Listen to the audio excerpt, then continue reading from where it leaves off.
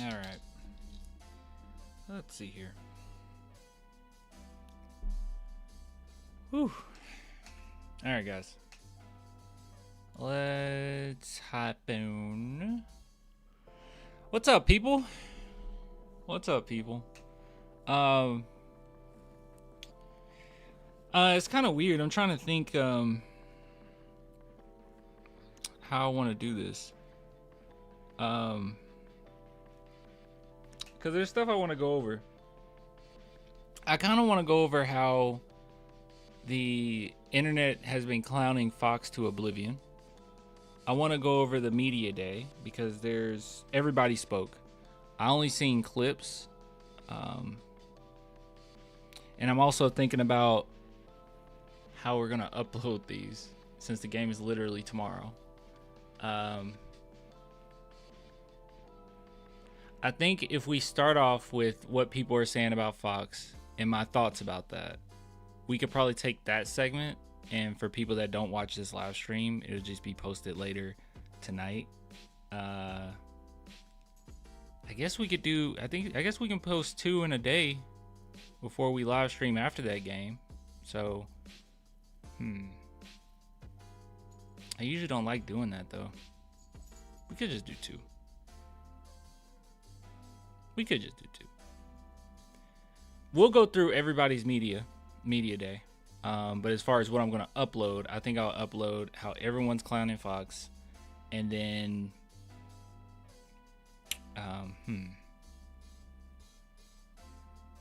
maybe we should just do 3.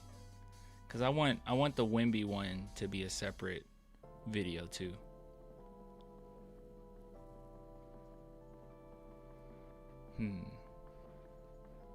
Because I have some worries with some stuff. Have you seen the RDC skit? Of course. It was hilarious. I reposted it. It was hilarious. Come on, girl. You can't be on here today. Yeah.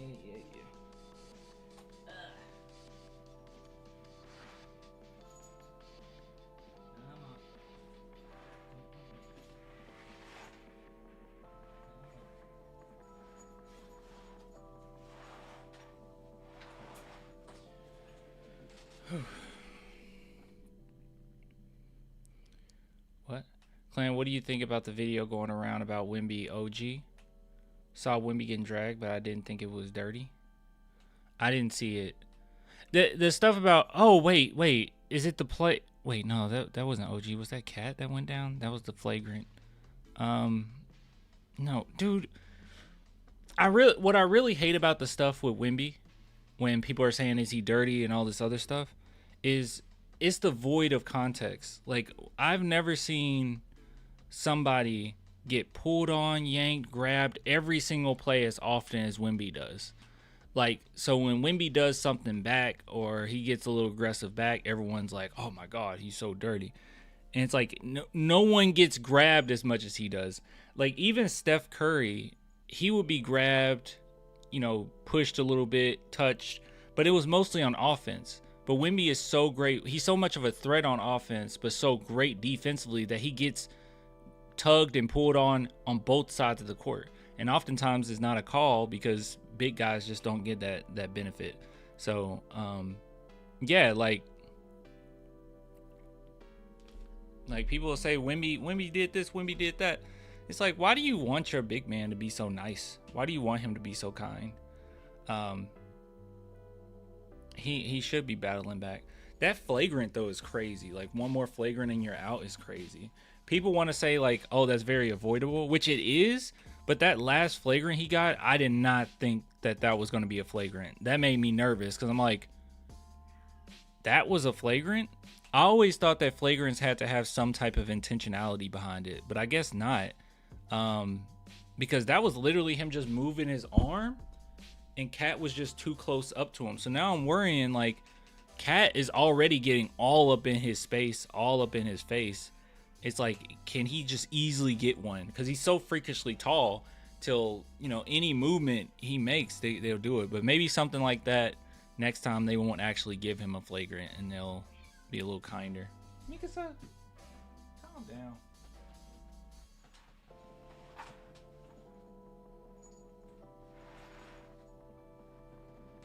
Calm down. But yeah.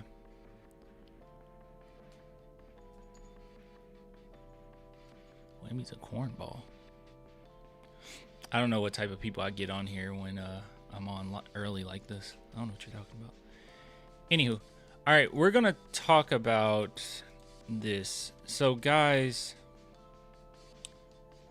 hold on. Actually,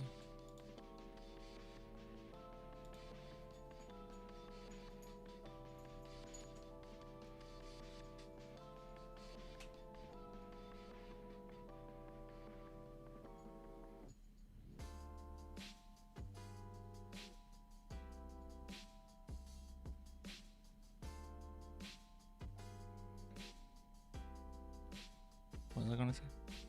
Sale is trash too. Oh, that's Yankster.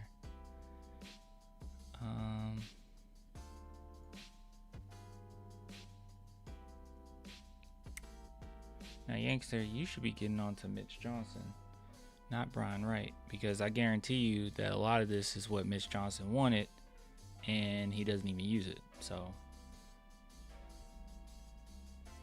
okay. All right. Let me start off by saying this. Obviously, we've had a couple days to really process what happened. Truly a heartbreaking moment as a fan. People that aren't fans aren't gonna get it, right? But this is real. Like, I think all of us felt severely depressed to the point where I didn't even go to sleep until 4 a.m. Like, I went live. I talked to you guys for like 4 hours. I think 3 of those hours were about the game, an hour about movies just to get our mind off of it. I truly was upset. And I see other accounts. I won't say any names, but there's one in particular, a Spurs account in particular, where I watched their video because I just it's cathartic to listen to other fans be upset or other people that are going for the Spurs be upset, and even to an extent people clowning the Spurs. But this channel in particular, I don't even think they're really Spurs fans, to be honest. It was very performative, and it just irritated me more.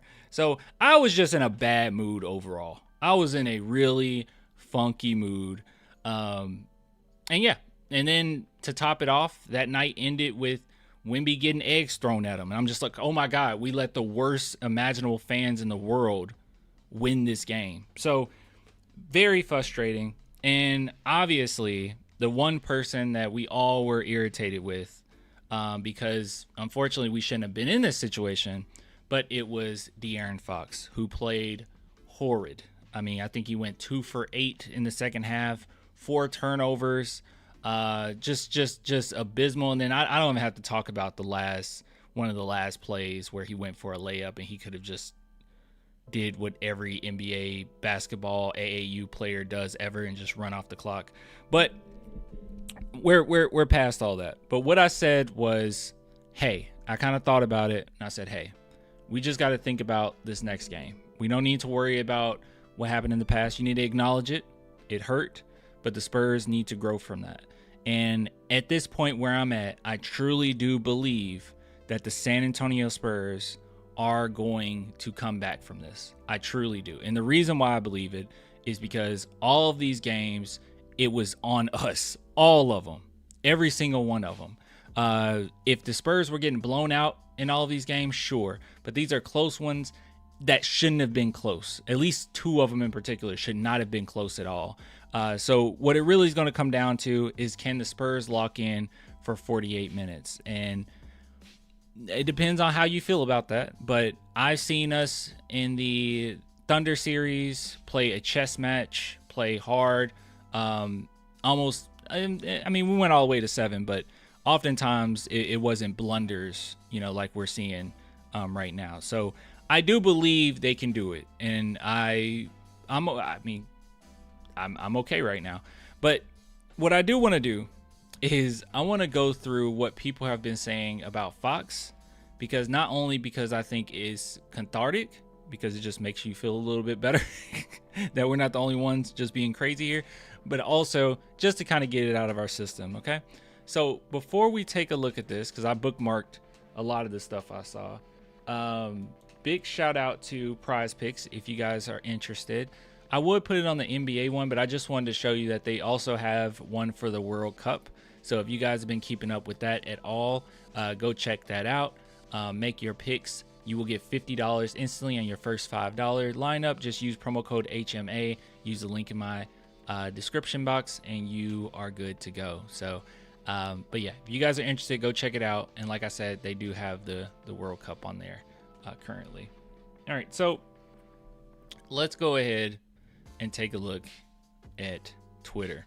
So I don't know if you guys been keeping up. You should be keeping up, but Twitter has been nonstop ruthless when it comes to De'Aaron Fox, like absolutely ruthless. So let me scroll down here. We can scroll down here, and it is it is bad. So let's see, where are we starting? Let's see. Let's start with, oh man, there's so many. It is so many. All right, so we'll start with here. So Charles Barkley after the game, he said, "We saw the dumbest basketball team in the history of civilization," which I think there's some truth to it.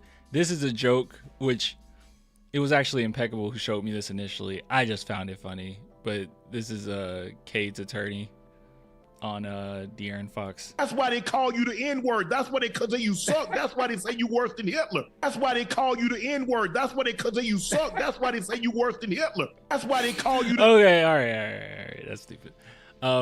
This is Low just absolutely losing it. But yeah. By the way, let me say this. Let me just put a little commentary on this. I don't think that De'Aaron Fox is like as horrible as people are saying, but that's all I have to say. Let my cat out. Yeah, listen to this.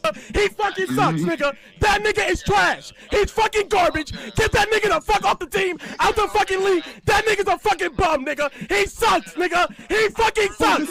That nigga sucks. He sucks. He sucks. He sucks, nigga. He fucking sucks. Oh my God. Absolutely losing it. Love it. Calm down, sheesh. No, that I mean, hey, we all were feeling it. Let's just be honest. We all were feeling it to some extent. I was very angry. Now some people have asked, is De'Aaron Fox going to be gone? Like, are the Spurs going to trade him? Is this over? I don't think that that's going to be the case. Nor do I think that he's going to be just so easy to move either. But I would not be surprised if Mitch Johnson actually does this, with how good Dylan Harper is and how much better he's going to be next season. If they did just go ahead and maybe move him to the bench or arrange some things, I wouldn't be surprised by that by any stretch of the imagination. I don't know why the chat isn't coming up on my screen, unfortunately. I can see you guys, but yeah, it's not coming up on the screen. So maybe that'll be fixed soon. I don't know if I need to make another one. I don't know. Here's the next one. Breaking. Man arrested for stealing $229 million from San Antonio Spurs. Yikes. This I've never experienced the Spurs being this clowned upon. Not one player. There's never been one player. Now, keep in mind, we're way more mainstream than we were before, but still, I do not recall any player. Well, I won't say making as bad of a mistake as he did, because we've had that before, but it was usually like role players or someone just making a bonehead decision, or like Danny Green, a role player. It was never a star or a second star to our superstar, nothing like that, making that decision, like making that big of a blunder. Like, that's never happened. And also us being in the limelight like this never happened. So keep in mind, that's where that's coming from. So here's Charles Barkley. That was a dumbass play. Yeah, he did not have to shoot that ball. They could have just got fouled. There was no reason. You know what's crazy about this is just how angry people that aren't even like Charles Barkley isn't a Spurs fan. He's not a Spurs hater either. I know he has the like big old women thing, but he's not a Spurs hater. But he's genuinely upset. People were genuinely angered by that play. Just as a former basketball player, I'm sure he was just offended by that. Yeah, it really was that bad. Now, that one play didn't lose us the game, but I completely understand why we were so upset. Let me see if I can fix this chat box, guys. I want you to pop on the screen. That's so weird that you're not. Let's see. If I hit this one.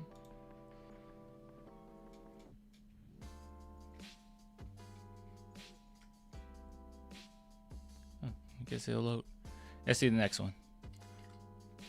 Fox not dribbling the ball out.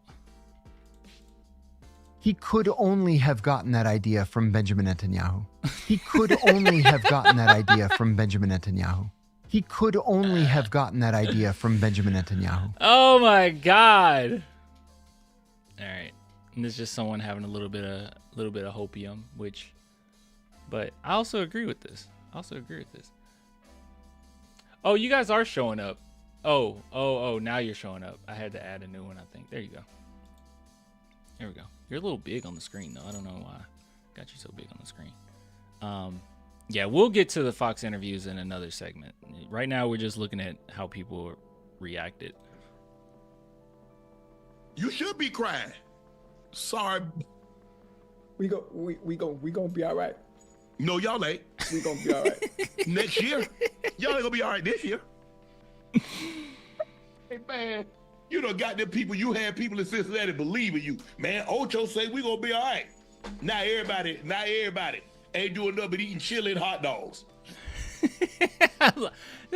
Why is Shannon Sharp so good at this? There's certain people that leave like ESPN, Fox, or whatever, and they just have no followers because it's not entertaining. No one cares. Shannon Sharp genuinely is entertaining. He's great. He's great to listen to. All right, so this is... What is going on here? So this is to Fox. It's like a rap battle? Nigga, you a bitch. Nigga, you's a mark. Nigga, you's a lame. Nigga, you's a nerd. Nigga, you soft. Nigga, you frail. Nigga, you look like you a tail. Nigga, you's a buster. Nigga, you's a sucker. Nigga, you look like if your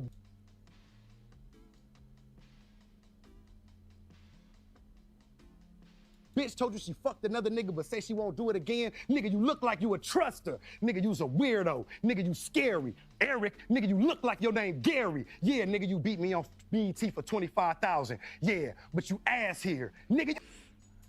Ooh. Ooh. All right.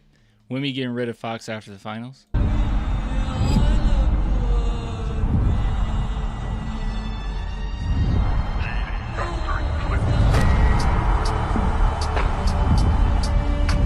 Okay.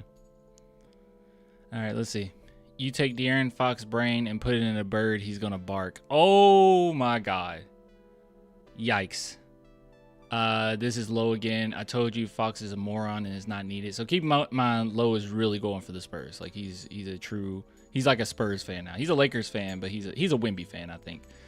So I think he's really upset. But back in November 14, 2025, he says Fox is genuinely not needed. So let me say this. I don't agree with this take at all. But this is the unfortunate part, okay? This is what really hurts. So Fox is needed for this team. But the role in which we have Fox playing, we could have gotten someone else to play it better, if that makes sense.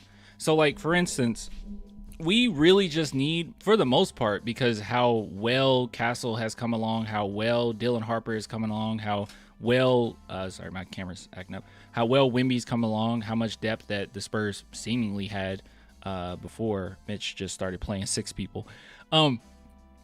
But we have all those pieces, and now the question, or actually throughout the season, has been what role does Fox play? We've had him play more of a game manager role, which he's like mid at that. Like, he's mid to okay at it, right? But honestly, you have him playing a role that you could have gotten Trey Jones to play. Like, he's playing a role that you could have gotten Derek White to play. And now the Spurs are trying to force feed that, hey, well, he's a finisher. He was clutch player of the year. We just need him to hit big shots at the end. Sometimes he does. Sometimes he does not. It's like either sometimes he'll hit those big shots or he'll completely throw the game away. And that's what I've been seeing throughout the season. And trying to force feed it all the time just doesn't work. And this right here, when he said this, Fox is not needed. I don't know if you remember this. This is after the Warriors game. So I think even after that game, I was frustrated because I was like, why did we just go to Fox when he was cold? Wemby started getting going. We didn't even use Wemby as a distraction. We just said, Fox, ISO, take an outside shot. And it just has not been working. So it's a weird thing where the Spurs need him to be a game manager, but also want him to try to hit the big shots at the end. And he's okay to good at the big shots at the end. And then as far as being a game manager, he's pretty mid, sometimes horrible at it. So I don't know. It's just a weird thing where we could have been better off having Trey Jones. So we do need Fox because the ball in his hands does move better than it does with Harper and Castle for sure. Like, I won't take that away from him. Obviously, we need him. But you could have had somebody else if that's the biggest benefit you get from having a max player, But anyways, so we do need Fox. So don't think we don't need him. But we could have had somebody else. Seriously, De'Aaron Fox needs to be investigated. There's no way a man that's been in the league for almost a decade does that. Disgusting, sickening. Remove him from the roster and league. And I will not sit here and act like I didn't pile on too. Like, after this game, I was saying I don't want him on my team, right? Like, I was very upset. I'm still upset, but I chilled out quite a bit. What is this? Is this power? I said, wake the fuck up. Sleepy time's over, little motherfucker. Let's go. Jesus. Okay, Jimmy Neutron. De'Aaron Fox brain with the NBA Finals on the line.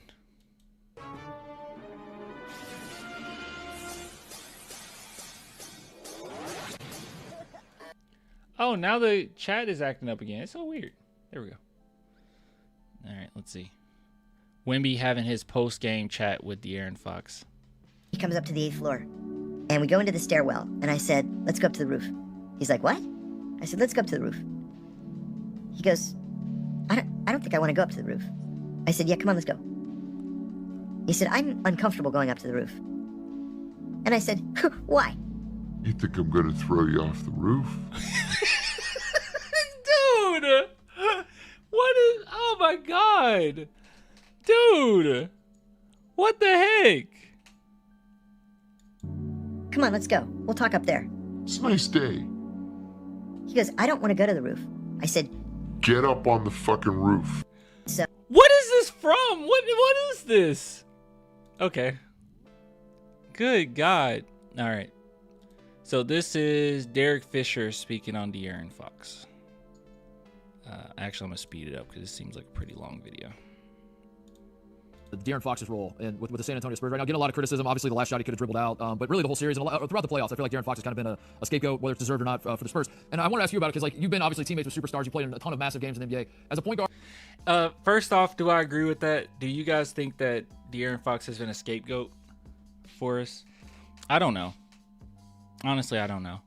It's kind of irritating because, to be truthful, just to be honest, the only thing that I think Spurs fans in particular have really asked of De'Aaron Fox is just to be like competent in those moments. Like, that's the only thing we've really asked of him, is just to be competent. And most of the time he has been, but then the times that he's not, it's just like, well, dang, I would expect more out of an 8-year vet. You said kind of, yes and no. Yeah. It's kind of hard to tell. I guess sometimes. I think this last game, honestly, I don't even think this last game he's been a scapegoat. Like, everyone's clowning him. It is the dumbest play in NBA history. Like, I can't take it away. It's worse than J.R. Smith. They're right there with it. So, the clowning, I think, is justified. But I also don't think that I'm seeing a lot of people say he's the reason we lost. Like, a lot of people are getting on to Mitch. Mitch is the true reason we lost. So, with like superstars in that role where you have to be a calming. Him and Keldon, I've seen lots of it. Yeah, well, Keldon Johnson, it's one of those things where if he's not bringing anything positive on the offensive end, then his mistakes really show. Like, really shows. But it's not just Keldon. It's never just one player, but you do expect more out of Fox. Influence, but at the same time, you know, you do have to take and make the big shots and the open shots. Like, where, if you were to talk to De'Aaron Fox about his role with the rest of these finals and like trying to process like what your role is on the team, because I think that's become a talking point. Is like De'Aaron Fox sometimes is taking too many shots, and sometimes, you know, it's like he's deferring too much to Wemby. I feel like you've been in that spot a lot where you're taking the big shots, but also your teammates with Shaq and Kobe, so you got to get them the ball. What would you maybe say to De'Aaron Fox for the rest of these finals and his role with the Spurs? Yeah, that's a great question. I mean, you know, De'Aaron is, you know, he's accustomed to being, you know, in that driver's seat. You know, many of his years in Sacramento, the ball was in his hands in the fourth quarter late in games. I think he's been one of the most clutch players in terms of clutch time points scored, and really has a knack for making big shots at the right time. I think in the playoffs thus far, and in particular, I think starting in that Thunder series when we were all surprised when he missed those first couple games with the ankle. And I think that is still limiting his ability to do more at the rim and at the basket, even if it's not scoring, just facilitating the Spurs offense. They're not getting as much. I think that's a fine point, but also De'Aaron Fox, from what I've seen for most of the season, hasn't been attacking the rim as well as you expect. But it definitely decreased a lot. Like if you go back and look at the shot clock or shot chart of that last game, and especially in the second half, it was just a bunch of outside shots, just long range, mid range shots and 3-pointers. I mean, that's just not sustainable for him in particular. You know, him getting to the basket is the most effective way of us, you know, scoring. So, of that dribble penetration and downhill attack outside of Stephon Castle and Dylan Harper, and so I think for any player in these situations, you're living on the edge, man. No matter what, and you know you have to be willing to accept when you make a decision and you take the risk. If it doesn't work out, yeah, people are going to talk about you. They're going to call you out. They're going to say you should have done something differently. And that kind of comes with the job. Like you're on the biggest stage in basketball right now. I remember a very similar play, the play last night where he should have probably dribbled out and gotten fouled. He's a great free throw shooter. The Spurs were up 1, and instead he kind of goes to try to get the layup. And that's a play he probably wishes he had back. But I had a very similar play in 2010 against the Celtics, game 3 in Boston, and breaking away like that, we're up. And I felt like I had a clear path to the basket. And at that time, I was 36 years old, 35. So there was I wasn't going to be able to stop very well at that point. so I just drove to the basket with, you know, and I got clobbered by like 3 Celtics, and I still ended up making the basket. But guess what? Imagine had I not made that layup. Yeah. You know what? Yeah, but you made it. I got you, though. I understand, I guess. It would have been the same thing that De'Aaron Fox is probably going to go through for the next couple of days. Okay. Very pro player stance. Yeah, I'm All right, now it's back to Hayden. Fox getting paid $200 million to have no brain. Yo. Bro. You good? Yo. Jeez. I love Drusky. Everybody costly play. Oh, every costly play by Fox. Let's see. Let's speed it up a little bit so no copyright maybe. Just a head-scratching pass by the little fella here. Then 60 seconds later, Fox, who should be the last person on planet Earth doing the James Harden dribble, step back shot, does that. So Fox actually gets taken out after that shot. He checks back in with a minute left. Now, this was horrible. I think this was the worst play of the game. What? That was really dumb. And you can't really see it here, but if you can see the full screen, Castle wasn't looking at him at all the entire time. Like, what are you doing? Like, what are you doing? I guess you can get on the Castle, but no, that's on Fox there. That was the actual fuck is that pass? And then the very next possession, at the end of the third quarter, Fox again, dribble. So, right play. I think I was even screaming at the screen like, yes, please attack, because Brunson's on him. And then you have Shamet as a helper.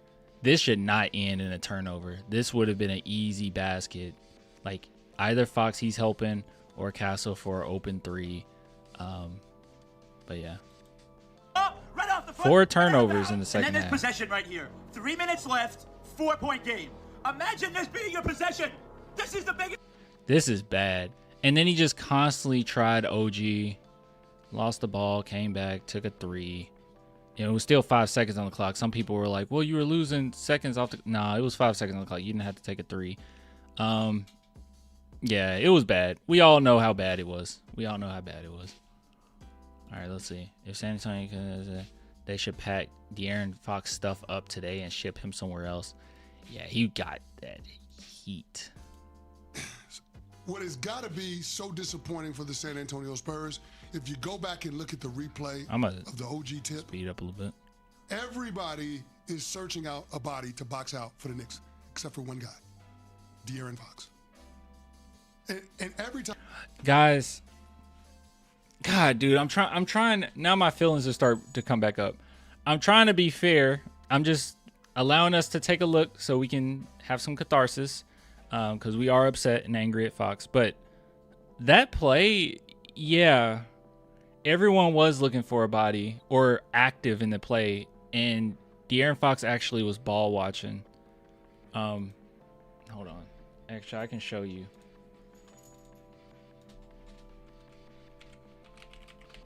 Oops, hit the wrong thing. Spurs Knicks game 4 ending.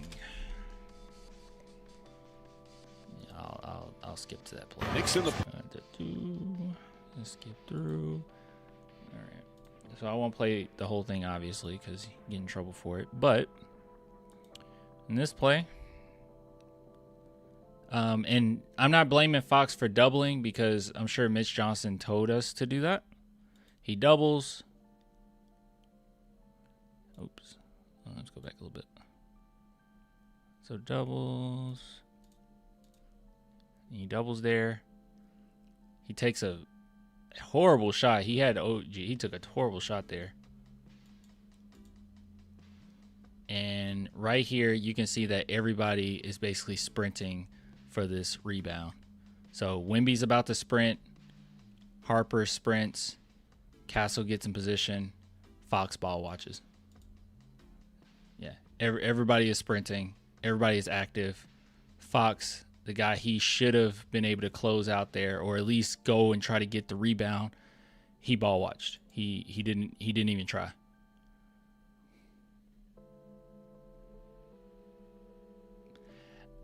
Another question I have for this last play too.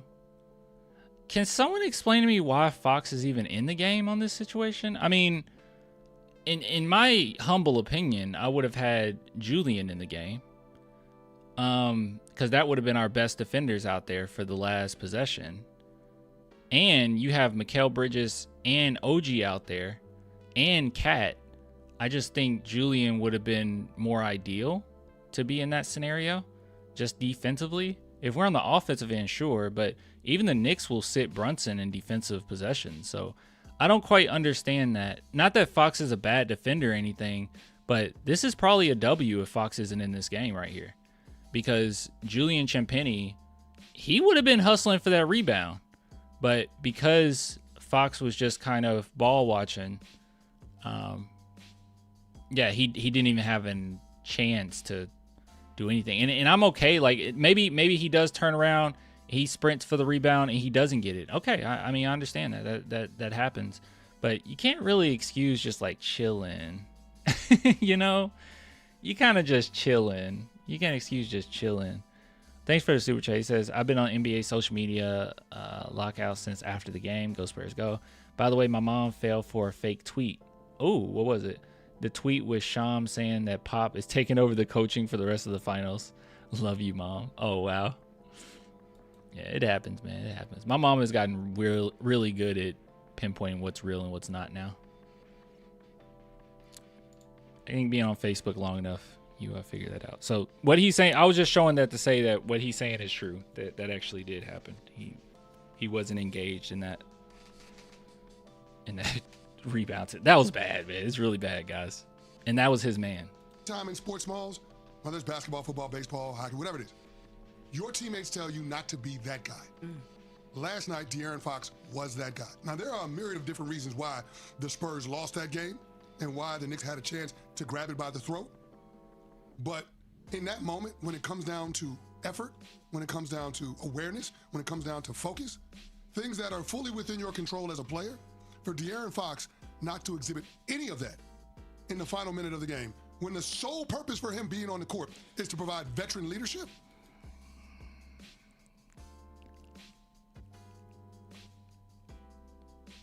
I do not want to just bash on one of my players, man, but he's not wrong. This is just my opinion. I want to be responsible with this. I mean, it's a small platform, but with the small section of Spurs fandom we do have over here, I want to be as responsible as humanly possible. But with that, I also have to be honest. I agree. Is egregious. I know the series ain't over. If San Antonio could, they should pack his crap up today and ship him somewhere else. He came from Sacramento, haul his ass back out there. Because he lost that game for the San Antonio Spurs as much as anybody did last night. Yeah, and honestly, I don't really care for, and this is everyone has a different take, right? As fans, we all have different takes when it comes to players. For me, and I think I've been pretty consistent with this, I am not as hard on guys that's been in the league for just a few years, right? Like 3-4 years. You know, you're still trying to understand your role with the team. You're still growing as a player. You're gonna make mistakes, and I'm with that. I'm cool with that. But once you start hitting that 7-8 year mark, man, 9-10 year vets, I don't have as much patience as I do with other players. So like, some people were really upset and angry with me with how I approached like the Sohan situation, where I thought, hey, the coaching staff has not utilized him to the best of, you know, our abilities. But it's because Sohan's so young as well. Like, I'm going to give him that grace. I'm not going to sit on here and just say he's trash, he's garbage, he's that. It's like, no, I actually do think he has a skill set that's very valuable for a team, and we weren't necessarily utilizing it, right? But then when it comes to Fox, you are a veteran. I know that you have the ankle issue, but that doesn't excuse some of these lapses in this past game. You're getting paid so much money. I just don't have that much patience with that. And it's unfortunate. I can't sit here and just say, yeah, he lost the game just like Steph Castle and Dylan Harper, and we're all just one big group together, right? I can't do that when those guys are 20, 21, and you're supposed to be in your prime right now. I just can't do it, you know? I just can't do it. But yeah, so he says so he can't dribble in year 4. Here's the thing. Mitch Johnson has kind of shown that he has a very small leash for certain players. Extraordinarily small. Too small, even. Harrison Barnes at this point isn't getting playing time. Last game, you're up by 30. Cornette gets 4 minutes and Carter Bryant gets 5. Like, there was no world in which he was going to be patient enough or try to find ways to use Sohan. It just wasn't going to happen. So, but young players, I'm way cooler about. So I'm just can't do it, man. Can't do it. All right, here's another one. It's from Speakeasy. Let's see. Let's speed this up just a little bit. Out of here. Get Miss Johnson the hell up out of here. Y'all sold. In a year of investigations, I'm wondering, did you... What camera do they have? This is so good. I mean, his glasses just glistening. I mean, the aesthetic. Look at the light off of the... Oh, my goodness, looks good. This is impressive. You have money on the Knicks. How in the hell, De'Aaron Fox? Up by 1. 13 seconds left. You got a fast break, a play that you didn't even make because you weren't responsible for the steal, and you want to go up for a bucket with 13 seconds left, up by 1 when you could have solidified the game. You couldn't get a bucket all night in the second half, De'Aaron Fox. OG Anunoby had you strapped, and you had the audacity, the goal, the ignorance to believe that in that moment you were about to be a hero? A hero? You could have tied up the series. First and foremost, you're stealing minutes from Dylan Harper off GP. You're already stealing. And now you just robbed the Spurs of a dub in game 4. The dumbest NBA Finals play I have seen De'Aaron Fox made tonight. The dumbest play in the history of the NBA Finals, and that includes J.R. Smith. And what's worse is, like, it's really dumb. Yeah, let me show you how. Let me explain how dumb that play is. That play is so dumb that people that don't even watch basketball would have been confused. I had people messaging me that just became fans, just started watching basketball, and they were like, "Clan, what was Fox doing on that last play?" And it was right after it happened, so it's not like they were able to react to a bunch of social media stuff and then come. I was getting messages like, "What just happened? What was he doing?" Someone that's just been watching basketball a day ago is basically messaging me like, couldn't he just held it? That's how bad it was. It was so elementary. Just such an elementary mistake. I have never witnessed a person be a commit this type of mutilation against his own team. Like, this was bodily harm to the San Antonio Spurs dreams. Like, I've never seen somebody, you know, Midas, everything he touched turns to gold. De'Aaron Fox, everything he touches turns to crap. Everything. And in the game on the line, we witnessed. Whew. This is kind of rough because it's kind of funny, like us as fans watching all of these games. Earlier in the season, we've had our own complaints and we've had some worries. And you guys know I had some worries, right? Like, I thought that sometimes he treats the game like it's just a job, you know? Like, it's just kind of like, hey, it is what it is. Like, it's a lot of this it is what it is type attitude. And, you know, we've talked about it before. I try not to emphasize it too much. I try to give him praise where it's due. And I understand that we need him to some extent. But it is very, very embarrassing because the finals will show your biggest flaws. It is going to be on full display for the world to see. So, yeah, you kind of destroyed, unless the Spurs can come back from this, kind of destroyed your reputation. This is all what people remember. All right, here we go. This is Michelle Beadle. I love Michelle Beadle so much. Let's see what she has to say. Speed it up a little bit. You know, you actually crying? I'm the anger I feel is. I don't think. Did you guys cry? I didn't cry. I was just so angry. I was so. I felt sick. Like, I felt in my stomach. And no offense to you guys. I love coming on here and talking to you. But after that game, I was dreading the fact that I have to go and talk about this. Like, I didn't want to talk about it. I just wanted to curl up and go to bed. I couldn't go to bed, but I just wanted to be angry alone. But without words this morning. Like, I packed it, tried it. We should give you the floor. I'm literally getting on a plane after this. Yeah. Look, Luxford, we got faith. I got faith in my Spurs that we can do it. Yeah, I got faith. Show, and I'm packing brass knuckles and a trident, and I'm ready for Game 5. Like, that's how I feel. I'm so angry. How are you up 29 points and you lose in that building to those fans and that owner? Shameful. It was shameful. And De'Aaron Oh Fox, yeah, their owner's a piece of crap too.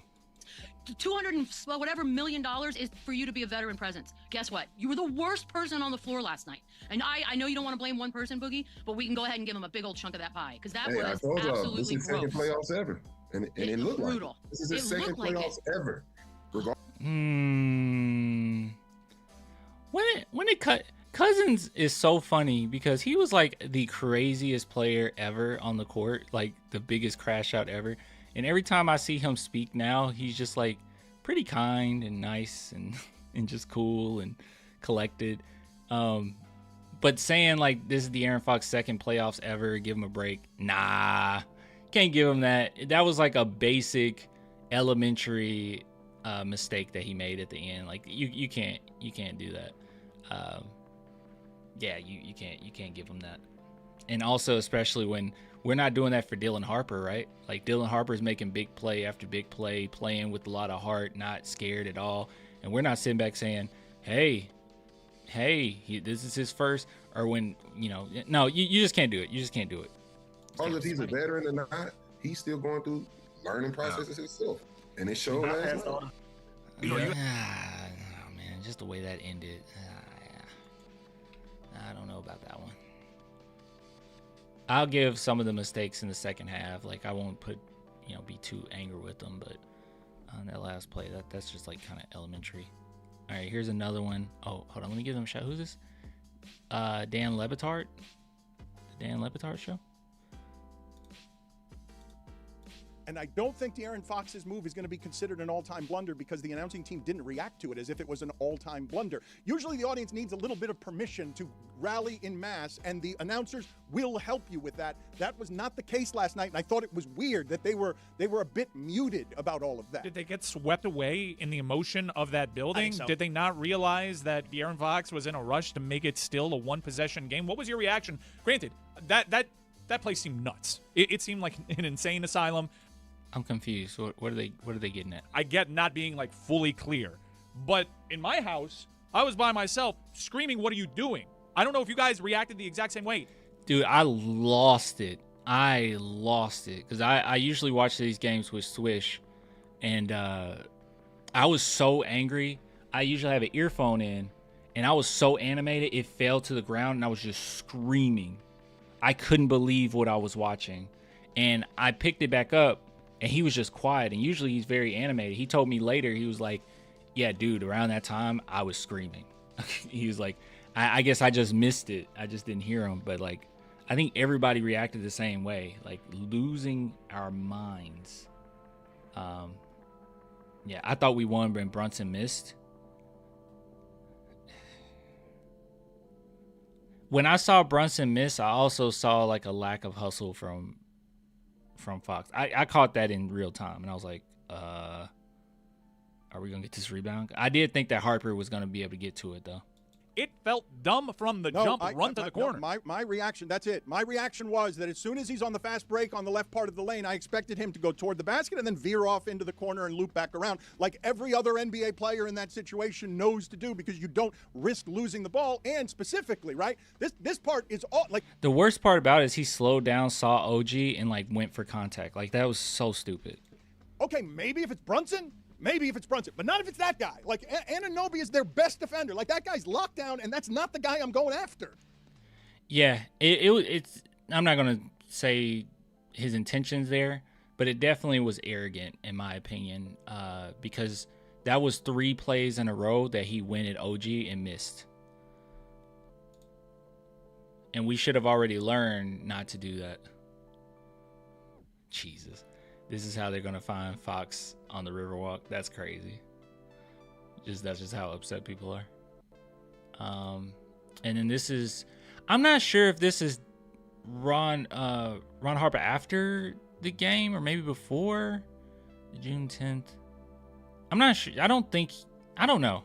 I have no idea. Is this him in his hotel room? I have no idea. But he's on here with Michael Irvin, and he's just talking about the Spurs' tendencies. What we have to do to win is keep our poise.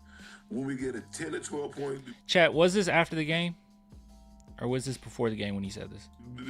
12-point lead, don't just start shooting threes. The Spurs have a tendency when they get a lead of 12 to 15 points, they want to shoot threes. Keep your foot... You think so? You think this was after? Foot on the gas. They take their foot off the gas and try to coast and ease. They ain't talk like we was talk. We want to bury you. Like that bullshit.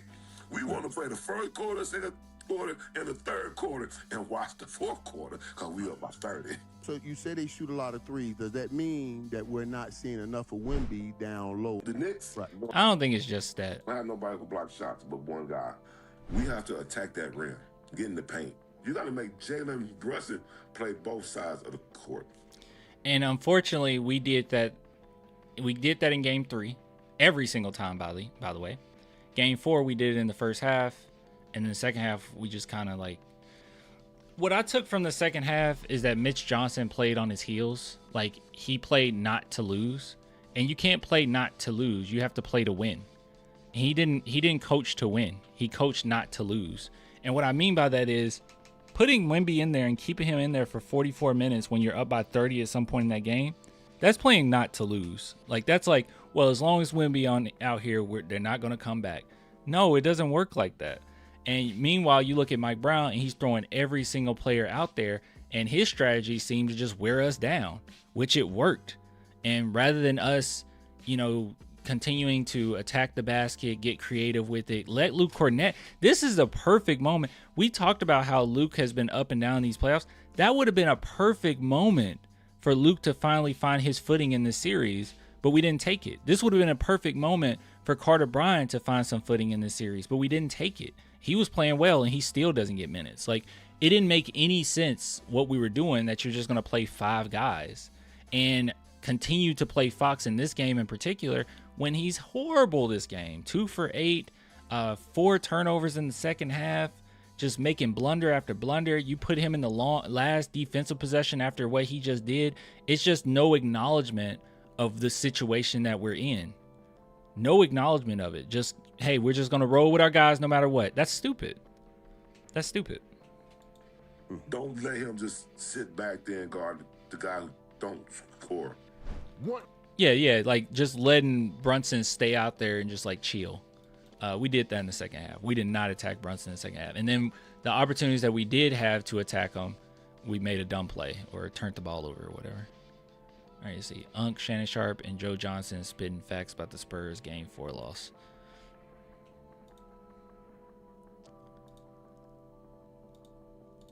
They need their ass whooped. You up 29 points, still playing pickup basketball like y'all in the park, bro. That's keep milking the damn. Keep milking the clock. Keep getting. Oh, that was another thing. Yeah, we didn't milk the. It got to, I think at one point we were up by 20, and De'Aaron Fox had the ball rolling and not picking it up to hold on to the clock. Like, what do we do? The whole team felt like it needed to be under investigation. Lunacy says, "Don't know if you saw Cornette is possibly out. What are we going to do then?" It said questionable. I think Cornette plays. It said like illness. I think that's all it said was illness. I think Cornette plays. If he doesn't play, I mean, you know what they're going to do. Mitch Johnson is going to run Carter Bryant as a backup center. Biyombo Tom? Nope. That makes sense. We're not going to do that. Actually, I wouldn't even want Biyombo. I'd rather Olynyk or Plumlee, but those guys aren't going to play. So it will be a backup Cornette as center, unfortunately. Good shots, playing great defense. You got these dudes on the road, bro.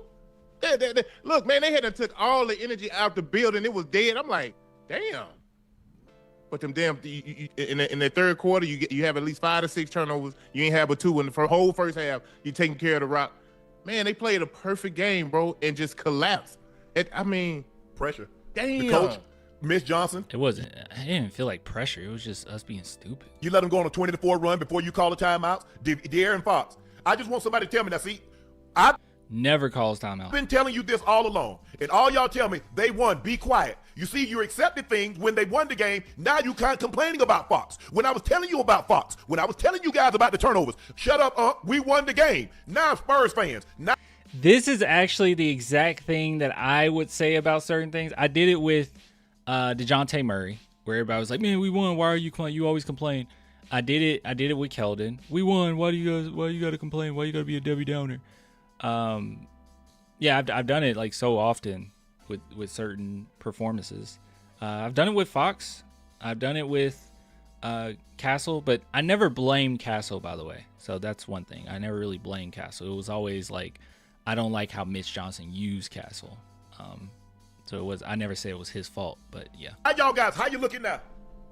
De'Aaron Fox get a steal. Why was the points are not important? Make them foul you. Run time off the clock. All you had to do is pretend like you're going to lay it up and just keep on. OG can't catch you, but you try to play hero ball.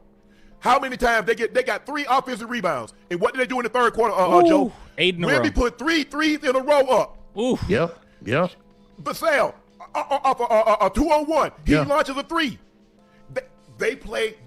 When you shoot 8 in a row, what is wrong with your coach to allow that to happen? And I saw some people say, well, maybe they didn't listen. Well, if they're not going to listen, then they should all be benched. What are you talking about? If they're going to go 8 in a row, you should bench all of them just to make a statement. They played as if they were behind when they're up 20 plus. And the turnovers. You can't play. Dumb basketball players get you beat.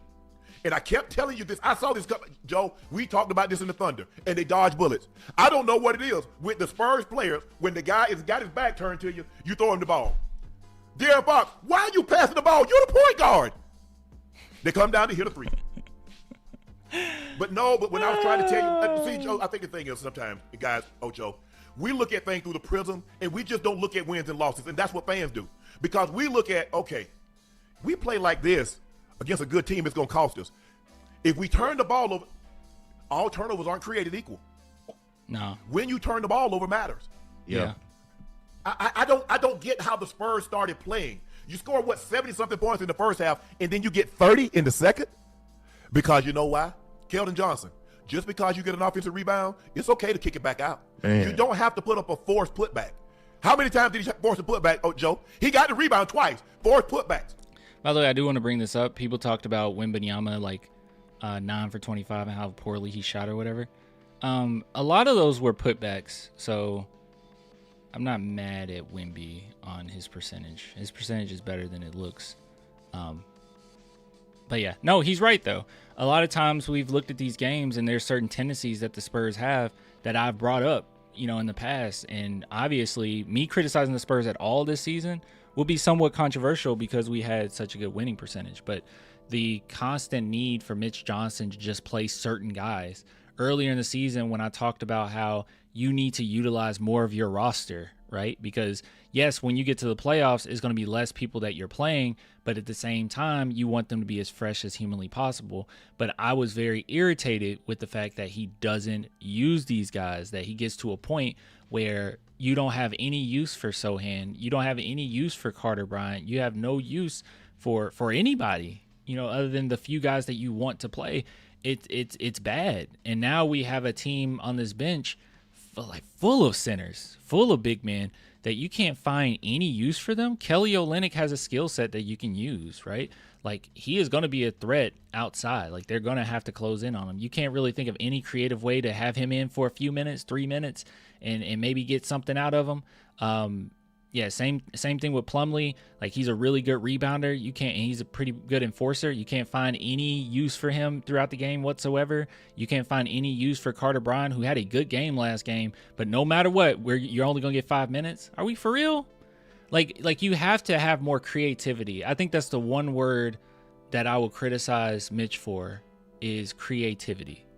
Bro. Turnover, lead to a 3. Another turnover. Fox throw it back court. He bounces off his feet.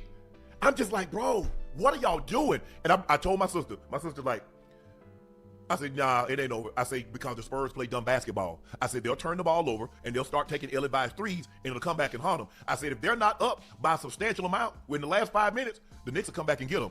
I walked in the room. I said, the Knicks got a lead with like 2 seconds left in the ball game. She said, that's why I stopped watching.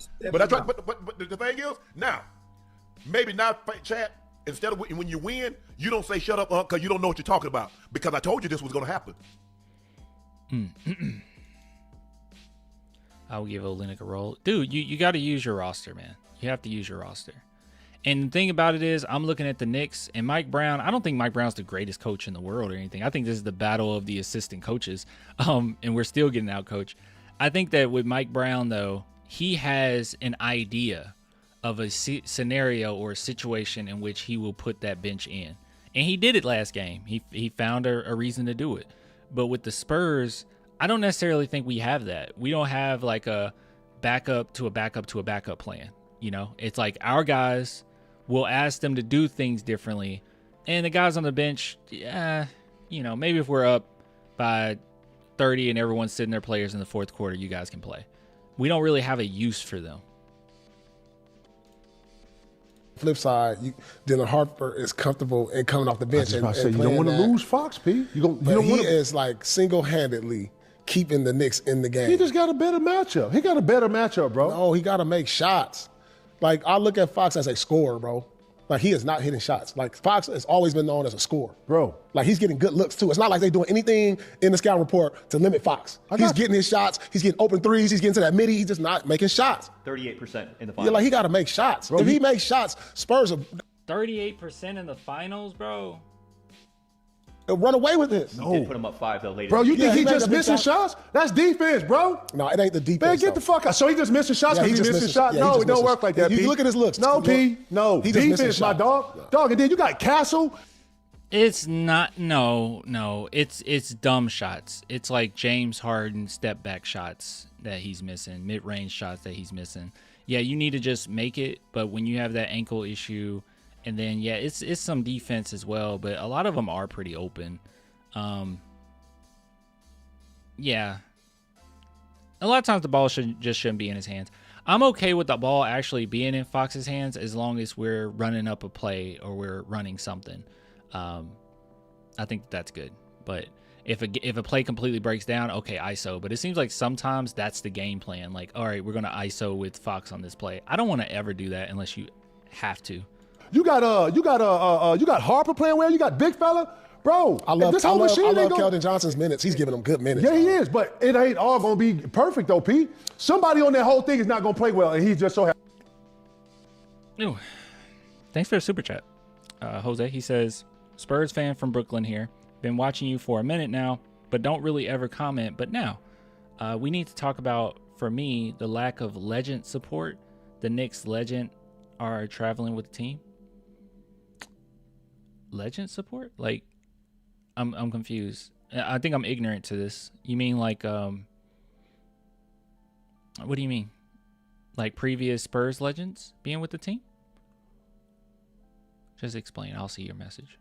He had a timely shot for them to go up. He the oldest out of all them. What that mean? He got to be solid. Man, listen. I need him to be solid. Yeah. You know what I'm saying? I got you. I hear you. It's just sometimes reality don't go like that. And a motherfucker is playing defense on him, Paul Pierce. He ain't just out here like, yeah, I'm just out here. Oh, you guys think that that's what he means? Yes, traveling with the team. I could have sworn is Manu Ginobili not with the team? Is that what you mean? I mean, Manu Ginobili's supporting them. I mean, he works for the team. Tim Duncan is at the games. Dave Roberts at the games. I mean, they have a lot. I don't think that makes that much of a difference, if I'm just being honest with you. Like, the legends aren't on the coaching staff, you know? I mean, I don't know how much of a difference that really makes. It's important, but I think they are there for them. It's just they're not in the crowd in New York, I guess. Seem like it. First time I seen someone say Keldon Johnson playing good. Someone said, "Oh, Keldon Johnson this last game, I have to say, defensively he was phenomenal. I was actually shocked by how good he was defensively." Jose, never switch. I said, "Yeah, where is Timmy, Parker, Manu at Madison Square Garden? I think they could have helped." I don't think so, man. I don't think so. I don't think those individual guys would have just helped like that. I don't know. Yeah, I just don't think it matters as much. I get what you're saying, but they are there. Like, they're at practices, they are supporting them. They're getting phone calls, they're getting text messages. I mean, I don't know what support would have helped. I know that it probably feels a little overwhelming for you and us as fans because the Knicks have been so overwhelming as far as them just being in our face in Frost Center, on the street, throwing eggs. I mean, and you would think, hey, these guys need some support. But I don't really know what Tim Duncan, for instance, being courtside would have done about the horrible decision-making from Fox. Like, it's not like they would have been over there talking to Timmy, you know, during the game to get them back in it, you know. The whole world is watching. Listen, but open ones, though. Bro. Open ones. What does that mean? I don't know if we want that. Why hasn't Tony Parker gone to a game? I don't know. Tony Parker got his own thing going on. Isn't Tony Parker, like, doesn't he own like a league or something? Or a team? I don't know. He got his own thing going on. I don't know. Tony Parker supports the team, but not in the same extent as David Robinson, Timmy, and Manu, I don't think. But he's around. I don't know if we want the Sacramento Fox. No. No, Tony isn't bitter. Tony's around. On a nothing team that was going nowhere. Stop it, okay? Will you stop? Bro, this is why I can't stand arguing with regular fans that love their fan base. The Kings ain't got shit to do with this right now. Form the fart. They farm it. Farm to fork. Farm to fork. Farm to fork. Let's see. You better. Who's Gerbo? G Herbo? G Gerbo? Is this a rapper? Who is this?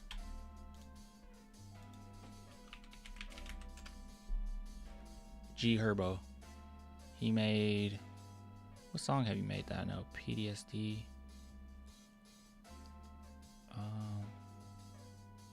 Oh wait, I've heard him. Yeah, I've heard him. All right, what did he say about Fox? You better wear a bulletproof vest out that bitch tonight. Hey, De'Aaron Fox need a bulletproof vest, a BP black. Boy, they gonna smoke you. I did not. Man, it's crazy. Just everybody's watching the finals. You forget how many people love basketball. All right. Somebody says, Zach Markin, NBA. I'm trading De'Aaron Fox and second the finals in if I'm the Spurs. You're one of the few vets on the team, already haven't been great, and you blow the game. Unacceptable. All right, this is just like, I drank the vodka. Dare me to drive? So this is Amon Shepard about De'Aaron Fox. Let's see.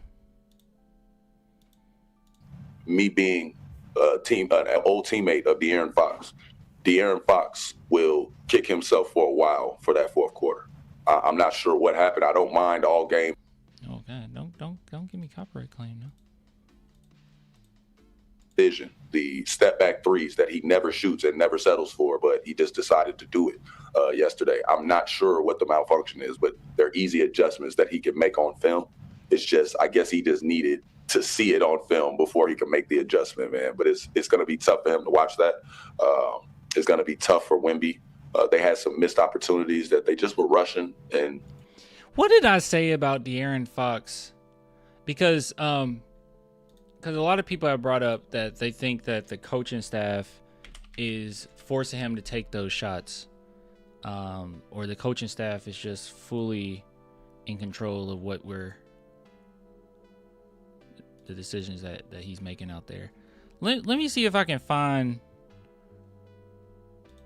because I think we made a short of it.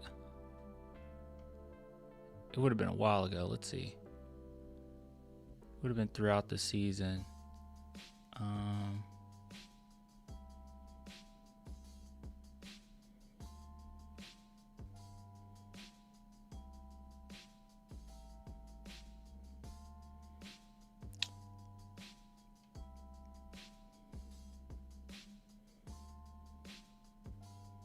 I don't know.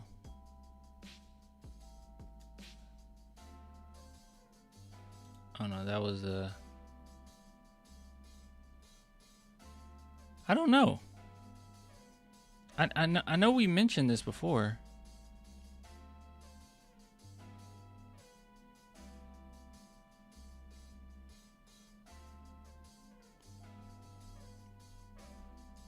It might really irk me if I can't find this. Because we talked about how I thought that he should have been... Oh, wait, here it is. De'Aaron Fox.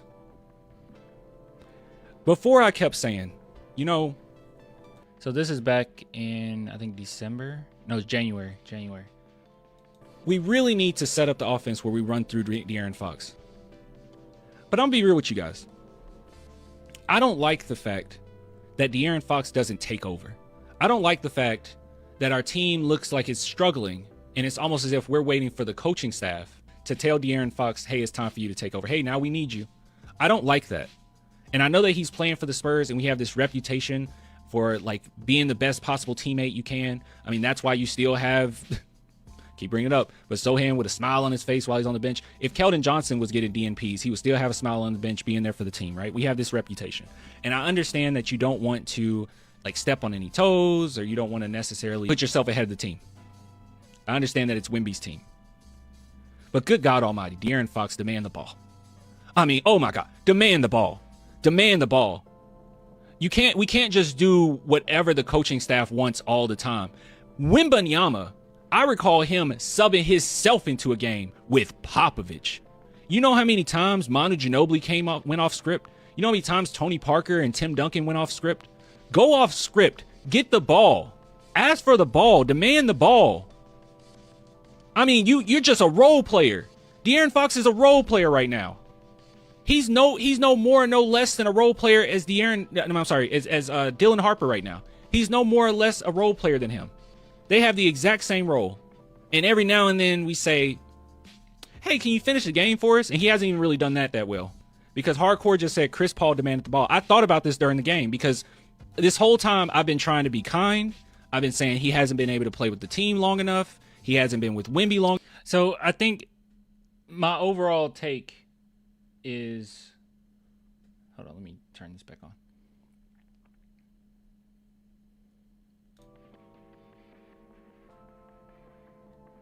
I don't know who that guy is, but he's cooking. My overall take back then is just how lazy sometimes De'Aaron Fox can be, right? Like his mind isn't fully there, it's not fully engaged, and he's very passive. And I thought that in this game, it was like a passive player being asked to be aggressive. That's what I got from it, is that because every single play was just a passive play. Oh, the open layup, doesn't matter what situation we're in, I'm going to attempt it. Oh, defensive possession. Well, I did my job. I doubled, but I didn't even attempt to close out. Or box out. I didn't attempt to go for a rebound. Like that type of stuff is just like, come on. And then even in this game, and he didn't get as much heat for it because it got botched, but that Hart botched dunk, that was actually a turnover from Fox. So it's just too passive, bro. And now I don't even know if I feel the same way where I want him with the ball all the time or anything like that. But just him at that time not demanding the ball or trying to enforce his will, in the game, it just kind of showed how passive he's willing to be as a max player. So, and I think it's kind of showing itself now. All right, gosh, this is like an hour segment. I was not expecting to go this long. A lot of people got stuff to say about him. And he had the opportunity to do that, and he made a rookie mistake. I genuinely don't understand that layup attempt with OG trailing and what made him think that he was going to outrun him with the game on the line. I just don't understand. Because, it's not even the fact that he thought he could outrun him. You have the game under control. You have a 1-point lead. All he has to do is Nash dribble that, take it out. Nothing about it makes sense. Some more time is going to come off the clock. That's the part. I don't understand. I've thought about it since the moment. What is the scenario where that makes sense? And you can't get to that conclusion. No, I can't. Even if he makes the shot, you still got a lot of time. There's still a lot of time on the clock. So there's nothing about it that makes sense. Yeah. I don't know. I can't. Sometimes I try to side with the player and be like, okay, I see. Yeah. I can't. This is one of the ones where there is no real way. Be the greatest nigga of all time. De'Aaron Fox. Yikes. And they're being kind about it. Oh, this is what De'Aaron Fox should have done.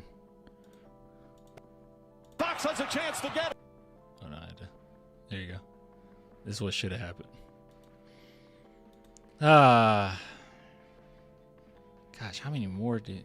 All right, we'll do 2 more. I think he was, the second best player, if not the best player on the floor last night, and they took him out for way too long and kind of lost his rhythm going into the fourth quarter and down the stretch. And this kid was unbelievable throughout that Talking about Dylan Harper. Entire game. But I think the play of Dylan Harper is just going to play itself out, and he's going to play himself into a starting position, into an all-star player sooner than we think. And regardless of what De'Aaron Fox is making, how he's playing, his salary, that's not going to matter because Dylan Harper is an all-world type player, and he's going to earn more minutes and opportunity every single game and every single season going forward. So they have a lot to finish here. We're going to see what they're made of in game 5 because young teams, you could think they could just hang their head. There's no way we're going to win 3 against this scrappy team. But at the end of the day, it's a three game series here, and 2 of them are at home. So there's still hope. There's still fight. And like I said, we're going to see.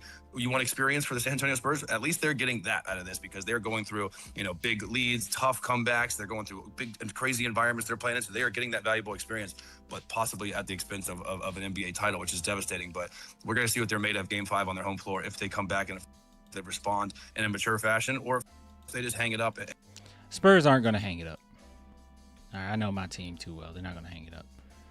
All right, so here's we'll end on this one because I did find this the funniest one. So this is Wemby and De'Aaron Fox.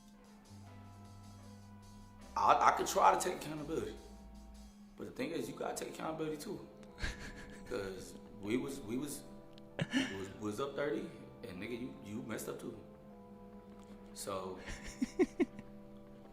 hey, Spurs practice tomorrow. Series not over. Come on. I'm a bit, so I'm gonna get by you. I'm gonna go to sleep. hey, wait, let me.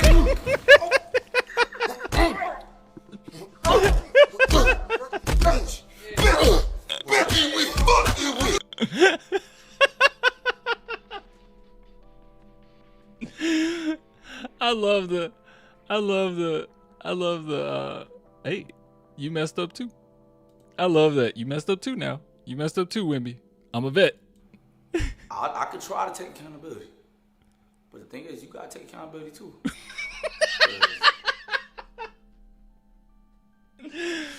Oh my God. Okay. It's so good. It's so good. Oh man. Well, guys, I hope that all of this clowning, some of it very mean, some of it some dark humor, some of it just playful, some of it some really great takes. I just hope that overall it gave you some sense of catharsis, because at the end of the day, it's not just us seeing what we saw, okay? We're not the ones getting clowned here as fans. This was so bad. Usually when you lose, your team lose, a lot of people start going at you, right? Like, Spurs fans, that's what you get. I hate you guys, whatever. That was not the case here. This situation was so bad and so silly and so egregious. People actually feel bad for us right now. And the clowning has been directed at kind of the people that deserve it. Mitch Johnson, Fox.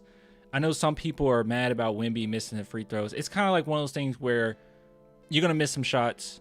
It's not like Wemby has shown that he's not clutch. We know Wemby's clutch.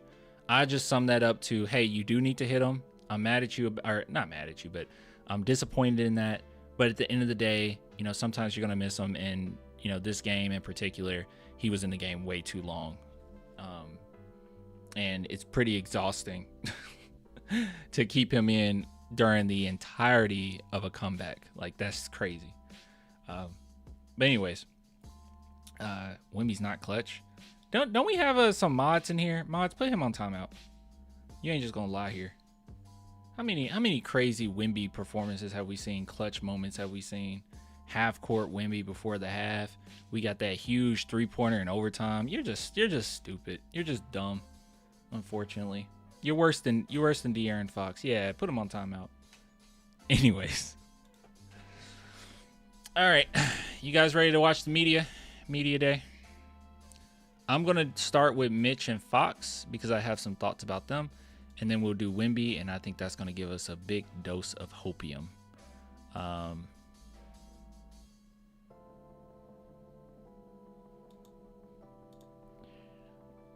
Let's see. Yes, sir. Yes, sir. Mitch was hilarious. Yikes. All right, we'll take a look. Don't need to go on. I've learned my lesson. Apparently, when I go to the NBA site to watch, oh, crap. Wait a minute. Dude, did only the NBA post the post game? We're screwed. I can't look at it. Because if only oh, maybe. Oh, wait, never mind. Just Jeff Skwerversky person posted it. So I think we might be safe with him. Okay, we'll be safe. And then he got the Wemby one. Okay, that's perfect. That's all we wanted to look at anyways. All right. Okay. All right. So we're going to take a look at what Fox had to say and what Mitch Johnson had to say going into this next game. Now, I want to go ahead and emphasize this. A lot of people oftentimes watch and listen to players, and when they don't come out and say after a game when they make a mistake that, hey, I made a mistake, that was really dumb on my part, what the heck was I thinking, everyone gets upset, right? And a lot of people get upset when players don't hold accountability. I'm no different than any of those people. I think that it's really important for you to be able to recognize something that you did wrong in real time, especially when it's as egregious as it was as last game, and be honest, open, and then move forward. I don't expect what some fans think. Some people think that he needs to go on there and say, I'm trash, I'm garbage. He needed to demand himself traded off of the team. Obviously, I don't think any of that. These guys have been around each other all season long. They're brothers. They've gone to war together. We've gotten this far. I don't think that he needs to come out and just bash himself, or other players, or the coach needs to just bash one of his players. I don't think that that's the case. But what I do expect, the bare minimum, is for you to be able to acknowledge that you did something wrong. Now, I did hear a few clips from Fox last game. I was just too upset to watch the full thing. And I heard, there go my camera again. And I heard a clip from this one that we're going to end up looking at. And these are just clips. I want to see it in entirety. But I'm going to be honest in saying, we'll start with Fox. I'm going to be honest in saying, I don't think that Fox really shows much accountability for what happened. And accountability in my mind would just be, hey, that was a dumb play. I don't know what I was thinking. I'm going to be way sharper going forward. Hopefully that's in this clip. It's 6 minutes of him speaking. So we'll see if that's in there. But from what I've gathered, it has been a lot of just, hey, it is what it is. You move on. which I like the move on part, but it isn't. It just is what it is, because this has become a pattern at this point. If you want to go back to the Nuggets game, before the playoffs started or began, other moments throughout the playoffs, there has been many a times where you just kind of take a day off, right? You take a half off. And no, that isn't what it is. What it is. If you can acknowledge that this is a issue that I have and we're going to fix that, I'm cool with it. But when you just kind of say, hey, forget about it, whatever, it's almost as if you're pretending that there's nothing there. So anyways, so we'll take a look at what he has to say. I brought this up before, but I want you guys to know and be aware that Prize Picks obviously sponsoring the channel. If you guys are interested, they do have the World Cup up currently. Now, I'm not going to sit here and try to encourage you to go any which way, because I have no idea about anything pertaining to sports that aren't football or basketball, just be honest with you. So I won't tell you who to go with. But if you guys are interested and you want to check out the World Cup, please do. Link in the description. And it's super simple to make your lineup. You just go more or less as far as what you think they'll do for the day during that game. And yeah, it's truly that simple. So if you want to check it out, please do. You'll get $50 instantly on your first $5 lineup spent. So go check it out. Link in the description. Use promo code HMA. All right, so let's take a look here at De'Aaron Fox. Ooh, and we got captions. Cool. Nice. What are we gonna do whenever we get up 10? What are we gonna do when we get up 15? Basically, every game we've had, some sort of a lead, and we're down 3-1. So we have to figure out how to sustain those leads, and then we have to figure out how to finish games. Kelly, front left. I don't mean to be this guy, but the one game that the Spurs won was one in which Dylan Harper attempted 18 shots. He had a poor shooting performance, but he put a lot of pressure on the Knicks, and their defense actually had to change a lot throughout that game and put more bodies and different looks at him, because that's how afraid they were of Dylan Harper. So, in my opinion, I think that we should lean harder on the Dylan Harper angle of things. I think overall good things happen. Not always. He's not I don't think he's a better playmaker than Fox. So at times maybe we got to reel it in, but I think the initial instinct should be Dylan Harper, attack, unless they put OG on him or something. Kelly, go Yahoo Sports. Darren, I think this team has talked about how you've been so important to them all year long. And another reason too, we're going to continue. Another reason why I want that too is because De'Aaron Fox having a ankle issue as well, he can't put as much pressure on the rim that we would need. And when you have a lead, you need to still continue to be able to put pressure on the rim. And the only guys that I can think that can do that is Castle and Harper.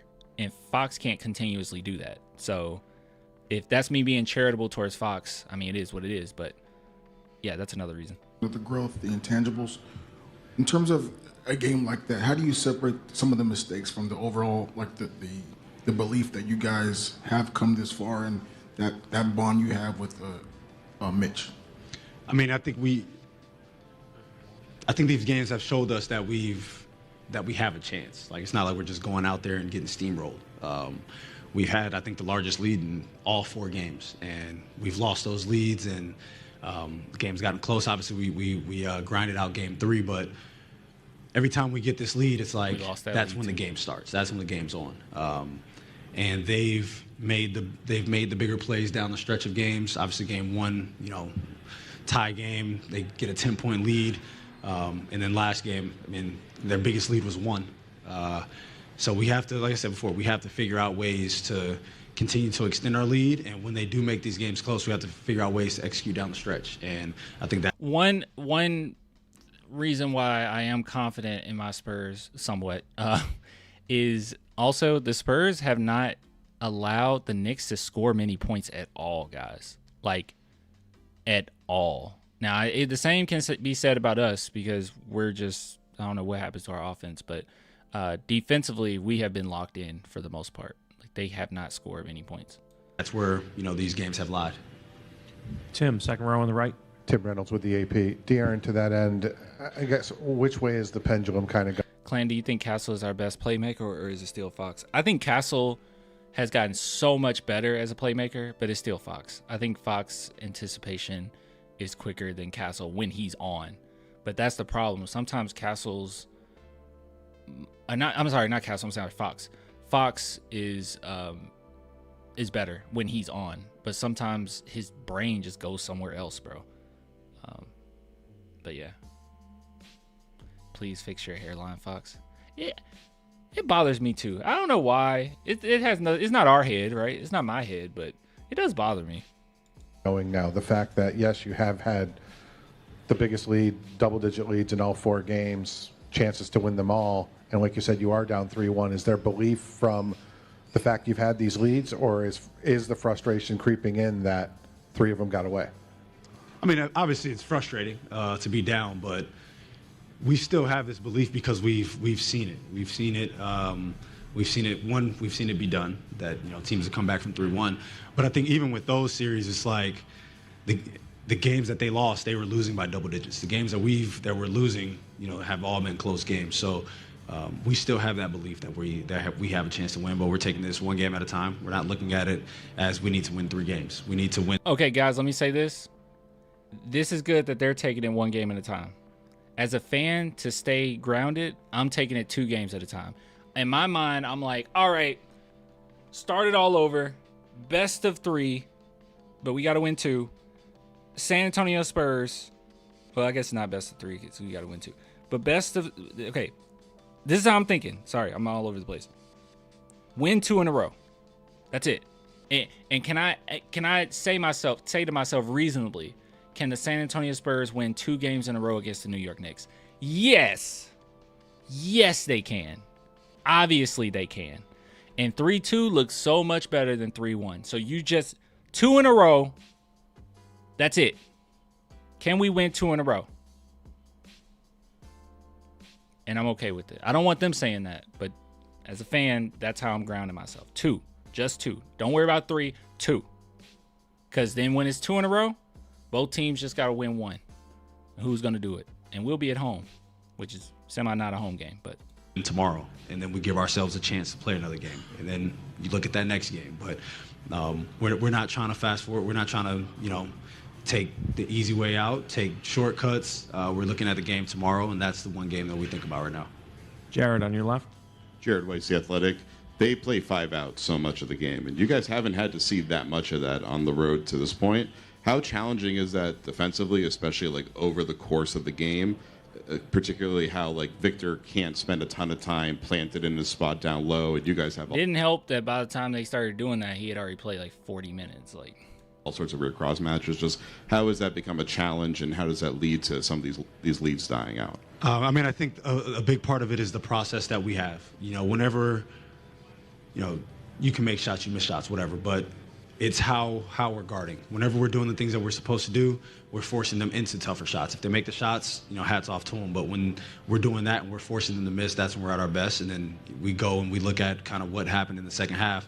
Our process wasn't there. And then they're getting open shots. They're getting offensive rebounds because we're out of position. That's the biggest thing for us. Obviously, it's a difficult thing to do over and over and over again. But when we're doing those things and we're staying on top of the things that we're supposed to do, we're making it tougher on them offensively. Sitting in the back right. De'Aaron Melvin Carcenti, BasketUSA.com. Following up on that question, why is it so tough to get back to executing your game plan or being in your process when your head is underwater and your opponent is going on a run?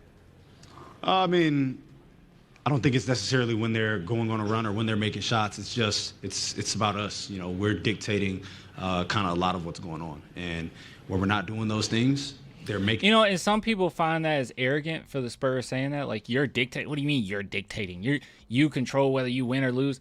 But that has been the reality. I don't necessarily feel that way with all of the Knicks games. Or not Knicks games, sorry. Thunder games. With the Thunder games, some of it was, hey, the Thunder just beat the crap out of us, right? Like, I don't know much else we could have done in those moments to beat them. Like, I think of Game 3 in particular. Game 2 was some BS, but Game 3 in particular, it was like, this is a lot of work. This is really tough on us, and we're really struggling. and they were just beating the brakes off of us, right? So, like, sometimes that's happened, but against the Knicks, that has not happened. For 4 games, we're down 1-3, and that has not happened. Not once do I think that the Knicks just beat us. It's been a lot of us doing stupid stuff. It's been a lot of us. And I think that the Spurs got a little cocky towards the Knicks because of just what we went through with the Western Conference Finals. But no, it's been us, man. We have dictated it. So I think Fox is completely right here. In their run, and like I said, even if the process is right and they're making shots, you want to continue to stick with that process. And there's just things where it's just miscommunication here. Yeah, that's a really good point, Lineback. That's another example of us being stupid. He said, investigate Fox and Mitch Johnson for letting Jose Alvarado and Brunson play on the same court. Harper is sitting on the corner with small guards on him as Fox tries to ISO OG. Now, I will say this with Castle. At that point, I think he was still in foul trouble, or he was in pretty deep foul trouble. But you can even go back, because they probably don't want to get an offense foul, something stupid. But if you go back, Castle had 2 fouls in the second quarter. We were up by like 25, and we didn't sit him. And then we allowed him to stay in and get another foul. And it's like, what are we doing? You play some of your bench. Mitch doesn't like playing his bench. In there, Jose had 5 fouls. Good God, dude. And that's another thing we do, right? Like, guys get in foul trouble and we don't attack them. And it's kind of a domino effect. You know, when we don't start a possession off the right way, kind of something bad happens at the end of the possession, whether they make a shot or if they get, 2-3 extra possessions. Take final 3. Dan, then Tom, and then up here in the front. Dan Devine, Yahoo Sports. Darren, you've been through a lot in this league, experienced a lot of successes. This kind of level of attention, scrutiny, and a tough finish like the night Game 4. What have the last couple of days been like for you, kind of processing the attention, that scrutiny, the tough finish?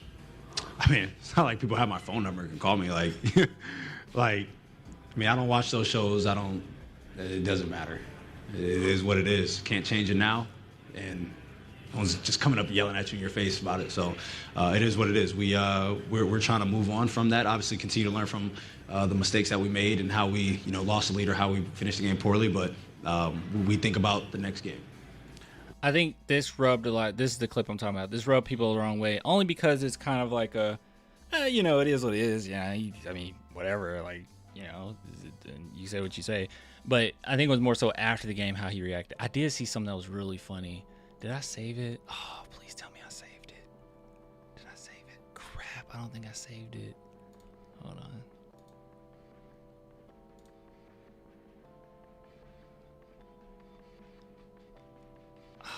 Crap. Hold on. I gotta show you guys this.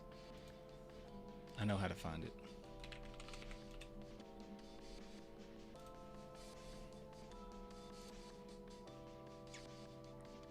There it is.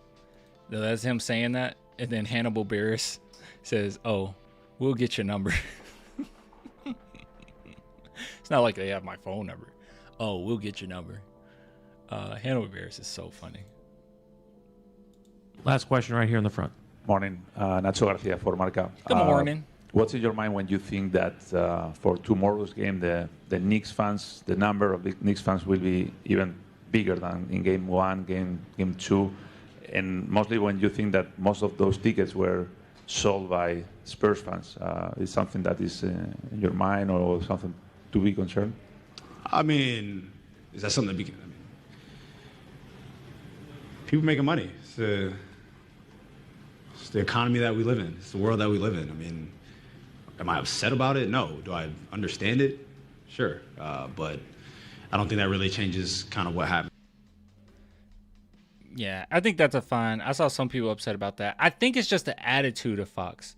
If Fox was like this, but on the court he's fully attentive all the time and he's locked in 90% of the time or whatever, I don't think people will really put him under a microscope like they do, because we listen to what he has to say and we see he has kind of like this, whatever, chill attitude about everything. And that's one thing. But then when it shows up on the court, that's when people start really getting upset about it. Also, I saw some people bringing this up. like it got real nasty. I didn't know anything about this. I did not know that this was a thing. Now he ain't the only one. This has happened. This happened a lot back around this time, but he apparently had NFT scandal. So if you guys want to look into that, it's pretty bad. Like he introduced NFTs or some type of NFT, or his people did Swipe of the Fox to like Kings fans and made about $1 million off of it. Just swept it on the rug, like rug pulled it. That's what they call it, rug pulled it. So if you want to look into that, I saw a lot of people bringing that up. I don't know how related it is to anything as far as character wise, but it's pretty bad. It's something I didn't know at all. So people already was hating on him, and they were like, man, this is the same dude that da da da da da. And I was like, what? I'm just throwing that out there. I don't know. It's kind of crazy though. All right, let's see what Mitch Hans. Yikes, that's bad. Yeah, it's pretty bad. Question, I think it was 4 years ago. You could have learned from it, but that's another thing. I think what they were talking about was the lack of accountability and how like he never really like came out to like truly take accountability for what happened at that time. But I don't know. So usually instances like that isn't just, you know, in a capsule, right? Like it shows up in many different facets as well. So you all I'm saying is you got to take accountability for when you screw up. We all mess up. But you know, it's okay. You don't have to beat yourself up. You don't need to be on here and it be a humiliation ritual or nothing like that. But you know, just coming on and saying I messed up is okay. Now, I did hear one thing from Mitch Johnson in particular. I want to see it in its entirety. And I'll just throw it out there. Spoiler alert. He says something in the lines of, I am going to give De'Aaron Fox the ball regardless down the stretch. But let's listen to this in its entirety, because we know how bad Mitch Johnson messed up. Every game takes on a different personality. And a lot of times when you watch the games back with the level of detail that I would guess all staffs do, but I can speak for our staff, there's so much that starts to happen before, whether on a certain play before you make the shot or before the runs happen. And I think that's what gives someone a lot of clarity on what went well and what didn't. And this is completely true, but the one thing that worries me, I'm not worried about will Wemby come out there and perform. I'm not worried about will Castle come out there and perform, or Dylan Harper or whatever. You know, maybe that aged poorly me saying that, but I'm just not that worried about it. But I am worried about our in the game adjustments, because the San Antonio Spurs, every single one of these have been prepared. There's been really great prep work, and now that each game is going to be 2 games off, you know, each time, that plays in our favor significantly so, because we're so good at adjusting to the next game. But when it comes to a coach, a head coach, you have to make in-game adjustments, in-game decisions in the moment. You got to challenge when you have that challenge available, right? Like we win this game if you challenge that out-of-bounds play on Steph Castle, right, and stop that momentum. Maybe you get a 3 off of that, right? But you don't even try to challenge. You don't even think to challenge. You need to call timeouts in certain situations, right? Like there was many moments where you screwed up in game. So regardless of how prepared the Spurs were, all the Knicks had to do was make a little adjustment, chip away, us take our foot off the gas, and boom, there you go, we lose, you know? So I'm just hoping that Mitch Johnson can make these adjustments in game, and he's shown that he's capable of doing it against the Thunder. It's just been against the Knicks, it just seems like we're all just dumb all of a sudden. It's very strange. Maybe we haven't, because we haven't seen them as often as we've seen the Thunder and gotten accustomed to the Thunder, but yeah, I don't know. What led to it? Because a lot of times, again, these things aren't in a vacuum or are not, you know, isolated types of things. And so as you see that, there's a lot of times of themes of the game that may not even necessarily show themselves in a box score on the surface level, that when you start peeling back the layers, you start to understand the ripple effect, good and bad, of what you do or what you did. Second row on your right, Tim. Tim Reynolds with the AP. Mitch, kind of along those lines, when you speak of clarity, you've obviously you had opportunities to win all four, and so did the Knicks. It's just been that kind of deal. I guess, how do you deliver the message when you've gone through 4 of these, and the human condition being what it is, and guys coming off a 29-point whatever? How do you deliver that message that there are XYZ ways that we've been successful? This is what we have to continue doing. Is there a? Luckily, we have Wembanyama, and he's gonna believe regardless, so that helps a lot. Him and Dylan Harper and Castle, all those guys, they're not gonna be depleted. Is there a trick to it at this point, or how do you do it as far as the message? Yeah, no trick. I think, if anything, there's conviction and strength and confidence. That's what it is. There's no trick. There's no. They just are who they are. We're not the Cavs. I don't think the Spurs is going to sit down and take it. They're gonna play hard. Avoiding what's happened. There's no avoiding. All 4 games have been winnable games. There's not avoiding we're down 3-1. There's not avoiding ways that we could be better. There's no way that's going to be harder on ourselves and more accountable to ourselves than the people in that locker room and to each other. And that's what's helped us get to where we are. And that's how the group is built. And there will be no circumstance that will change that. On your left, up front, Tim. Tim McMahon, ESPN. Mitch, with Victor getting up to 44 minutes, as you went back and evaluated, one, did you think fatigue was a factor for him down the stretch? Okay, guys, this is a chance for Mitch Johnson to take some accountability on here for this. All right, this is a chance. Here, I'm gonna go back so we can listen to the question again, because this sounds like it's gonna be good. With Victor getting up to 44 minutes, as you went back and evaluated, one, did you think fatigue was a factor for him down the stretch there? And did you have any second thoughts about your rotation pushing him up that high with the minutes? Yeah, we've had that discussion throughout the season, right, of his buildup of minutes. He's played heavy minutes at times through the games, and that's where, again, all minutes aren't created equal. Some quarters are really slow, whether there's reviews or timeouts or not, where a game can get going like this. And I believe Mike may have asked after the game, and at the time I didn't feel any need, but looking back on it, I do believe that I have to make sure that I help him have the energy required to finish the game as strong as he needs to finish the game. And looking back on the game, I think I could have done better in that regard. And that's it. That's it. That's all we need. There you go. That's all we need. Yes, that's all. That's all we've been asking for. Like the SpongeBob clip. I would bring it up, but it's probably going to be copyrighted. But yeah, that's all we've been asking for. Thank you. Just a little kind of, hey. And he said right after, and that's honest too. He said right after, I thought that I did fine, but looking back, no, I screwed up. That's good. That's okay. And I wish we would get that from Fox. But thank you. Yes. Use your bench, man. Use your bench. I was thinking that throughout the game, though. I was like, why is Wemby in and we're up by 25? Like, why is Kornet only getting 4 minutes? You have to also, here's another angle of it. I think you got to instill some confidence in your players. People have come to the conclusion that Kornet sucks. That a lot of fans have come to the conclusion. This is my take on it. Kornet doesn't get a lot of playing time. And when he is out there, he gets attacked heavily, way more so than Wemby would, right?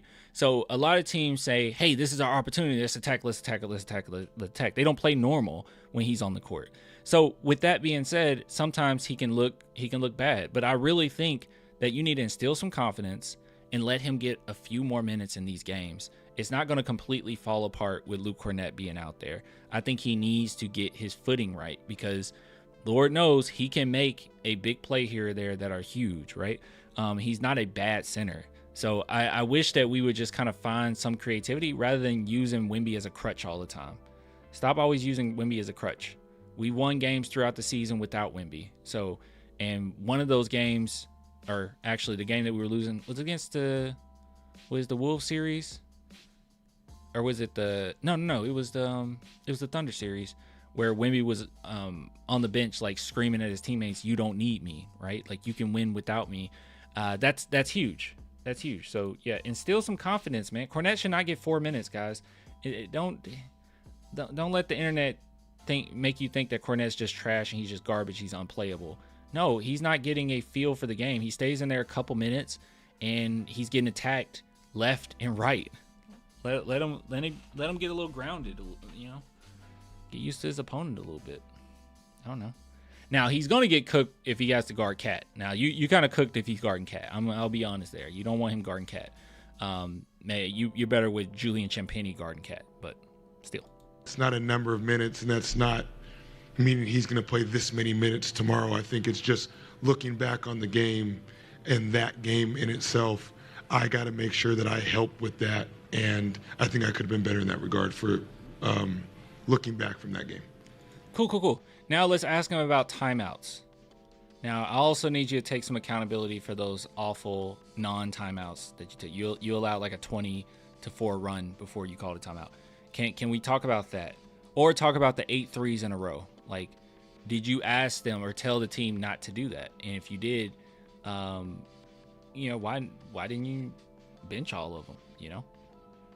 I don't know. Mike, here on the right. Mitch, when you did evaluate the last part of that game and then over the last couple of days, were there mistakes that you drilled down on? Was it a matter of like going over, we did X, Y, Z this way and we should have done it this way, or did you focus more on the positives? We did. You are better at doing both, but I think it's more helpful if you focus in on the things you did wrong. But I think you want to do both, right? Right, Coach?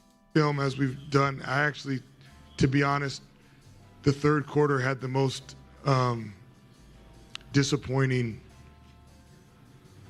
parts in terms of the lead was big and it wasn't quite hurting us enough, or wasn't quite not feeling good yet, because now you're up 22 and now you're up 18, and it's hard to win an NBA game by 30 points for the stretch of the game.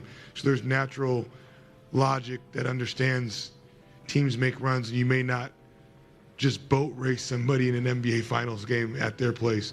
But there was a lot of things that we did where felt like we could have put our energy into the right spots in that third quarter, and some things that I could have done to help that as well. And Mitch Johnson, look at you. Okay, I'm feeling it. See, this is why you look at a clip in its entirety, okay? This is why you look in its full entirety. And I also want to say this. The Spurs constantly saying, hey, we beat ourselves. This is why. It's not coming out of nowhere. It's not just being arrogant. It's them looking at the film. The Spurs will be completely honest if it's all the Knicks. Like, hey, the Knicks is a good team and they're doing this. Spurs, like, yeah, they're a good team, but, like, we're beating ourselves, bro. Okay. All right. Okay, so you think?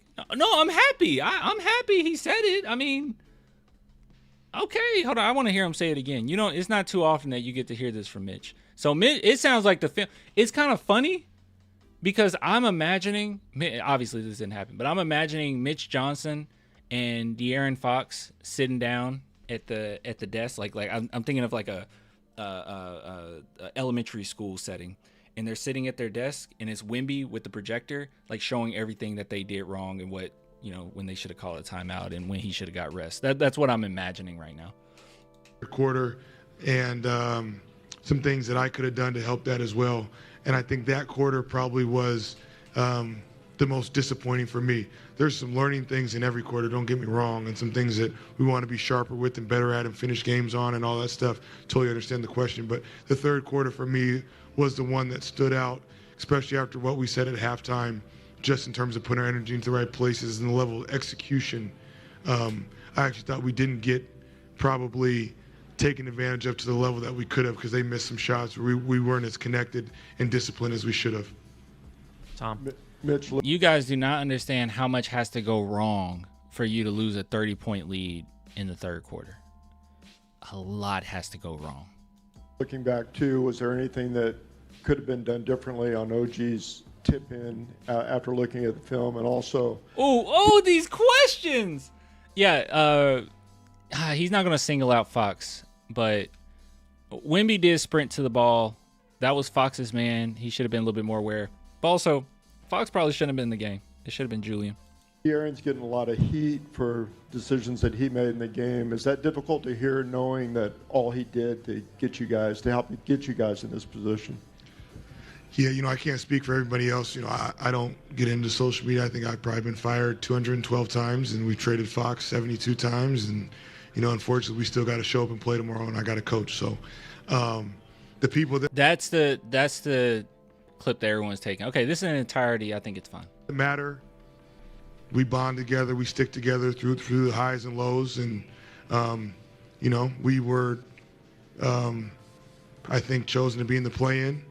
And so there's a lot of things that happened. Fox and I were fortunate enough to experience All-Star Weekend together.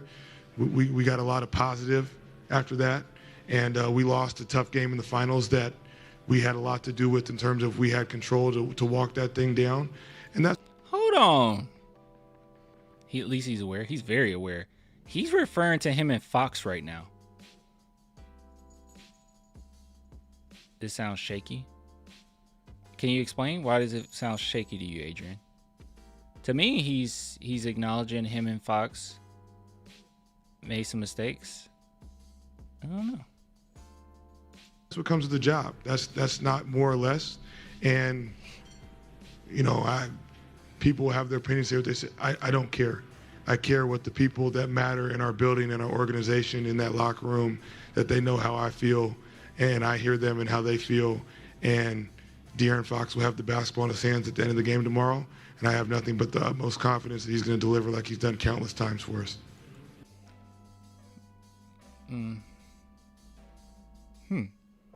Well, I think that ending was much more like it's fine to be. I think it was more so on the defensive end of things, what he was saying. Like he's a little defensive there. Like a lot of people took that part and was like, oh my God, he's just going to roll through Fox regardless, which when I first heard it, that's what I thought too. But in its entirety, he's basically defending his boy, right? And I think that that's fine. Funny enough, yeah, you want to end the game with Fox. I don't want to end it no matter what, though. But hopefully that's not what he meant. And right now it's just more so, hey, I'm protecting my boy. We're going to finish with him. We're going to roll with him. But at the end of the day, I don't want that to be the default, because sometimes Fox has games where he just shouldn't be in the game, or he's struggling. It shouldn't be in his hands. But technically, it could be in his hands and we create an action for another player. One thing I would like to see more of, in the same thing we've said all season long, but he did more of it in the Thunder series, utilize every player's strengths, man, that you're going to play, please. Like, we need more plays for, well, we have enough for Julian, but we need more plays for Devin. Guys, when's the last time you seen a Devin Vassell action? It should be real time, like Devin Vassell actions when Brunson is on. Now they've tried to hide Brunson all over the place. They were like, oh, well, they're not really running any plays for Devin, so let's just put him on Devin. Why is Devin not attacking Brunson? Like, that should be an easy bucket too. Like, Devin, think about Devin's mid-range game. Like, has he even, hold on. If I go to, let's go here. Let's go to this game. And we go to, what did we, play-by-play? Play-by-play. And let's go to Devin Vassell. In quarters.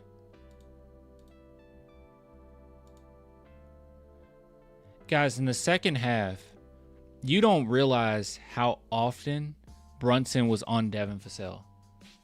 And look at the shot selection. A few threes, one mid-range shot. I don't know if Brunson was on him during this shot.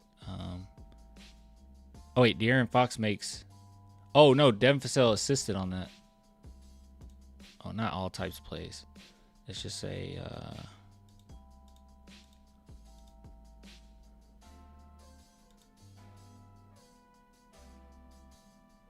Wait, I'm so confused.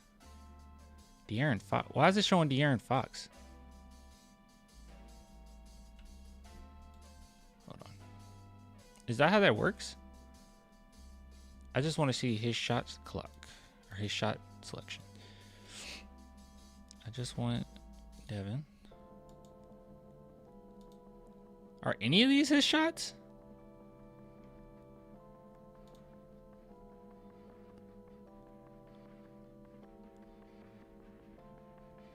Oh my God, it's way worse.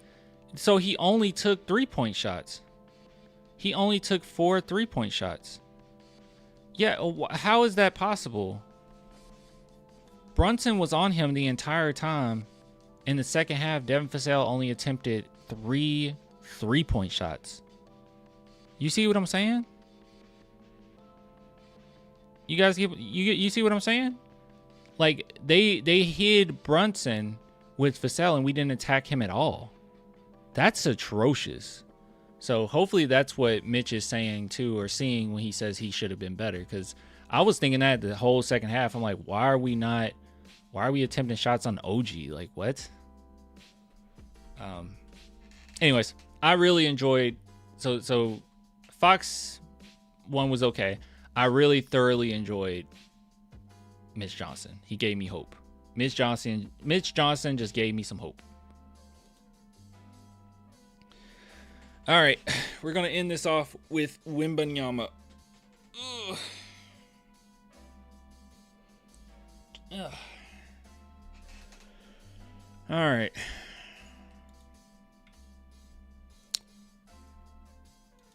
We are going to look at what our superstar had to say about that previous game, because we know that we're feeling confident. Well, I'm feeling confident. I don't know how you guys are feeling. I'm not feeling as worried as I did after that last game. I think the last game just made me feel sick. But Dylan Harper made us feel better. We already looked at that last live stream. We looked at some stuff that Wemby had to say right after the game. Obviously, he was a little upset, but he did a good job of keeping his poise. And I did see one clip from this that I was like, that's how you do it. The kids nowadays are call it aura gambling, that you're really gambling that aura, right? You know, but I see it as just confident. That's just who he is. And we also have something that Draymond Green tweeted out about Wemby, or maybe he put it under a comment section about Wemby as well. So we'll take a look at that before we look at him. But before we do any of that, big shout out to Prize Picks. As always, if you guys want to do the World Cup, which is what is on here for now, you can go check out the World Cup. Obviously, they have all the sports, but if you want to do your own lineup, please do go check it out. Link in the description. Use promo code HMA. You'll get $50 instantly on your first $5, and it's available in multitude of different states. So if you guys are familiar, I'm not familiar with any sport that's not basketball or football. I'll be completely transparent. So I don't even want to give you any. I think this one might be good. One shot, at least one shot. That doesn't seem crazy, I don't think. But anyways, if you guys want to check it out, go do so. Link in the description. But yeah, shout out to Prospects. All right. Oh yeah, let me start with what Draymond had to say. So this is what Draymond had to say about Wemby. It looks like this is under what is this on? Oh, this is Threads? He's on Threads? Wemby is a bit cocky. Most great players are. It kind of requires a bit of that. However, I don't think he's as cocky as people are starting to make him out to be. You have to remember English is his second language, possibly third. He's getting straight to the point with his words. Is very direct due to the language, not cockiness. I think it's also just being French, right? Like, French people do come across as that sometimes. At least that's what people have told me. I'm not trying to be a jerk. I'm just saying this is what people have told me before. And I remember Tony Parker was kind of that way, and Boris as well. So not that big a deal. Yeah, but language it is like that. Like some languages and some cultures are more direct than others. So when you translate it to a different language, you bring on that same type of attitude. Do I feel Wemby is cocky? Yeah, I do. I'll just say it. I think he's cocky. I think he's confident. I think he has a reason to be. And I like it and I love it. And I think he should continue to do it. I do not want to see Wemby in this next game not doing the I'm in your head, right? Just because, it's time for me to humble myself. No. The only downside of all of this is that when you lose, people are not going to feel bad for you. But I don't think Wemby cares if anyone feels bad for him anyways. So he gonna feel bad for himself, right? Like he doesn't really care anyways. So yeah. All right, let's see what Wemby had to say. Break it down to his GOAT. Let me put that up here. Oh, and that means for the French parts, we'll be able to have it in English on the screen, I think. I didn't really think much of it. I just saw that one video. He's referring to the Fox attempting a shot. Of the eggs, I didn't see any other one. But it's okay. I don't dislike it. Obviously, it's not good at all. But doesn't bother me. Yeah, we did hear some things, yeah. I didn't see any, I have no idea. I think it was a bottle because it was like water on the bus. Oh, wait, what? Wait, maybe he's not talking about that. What is he talking about? Oh, he's talking about the eggs. Okay. Yeah, my bad. I was like, that sounded like he was talking about the shot. I don't know. I didn't see anything. On your left, third row. Where shot moves this? Victor, Helen from Tencent. Players always talk about keeping a 0-0 mentality in these situations, but obviously that's much easier said than done. So on a personal level, what specific things do you do, whether it's meditation, extra training reps, or a certain pre-game ritual to actually lock your mind into the 0-0 headspace on such a massive stage?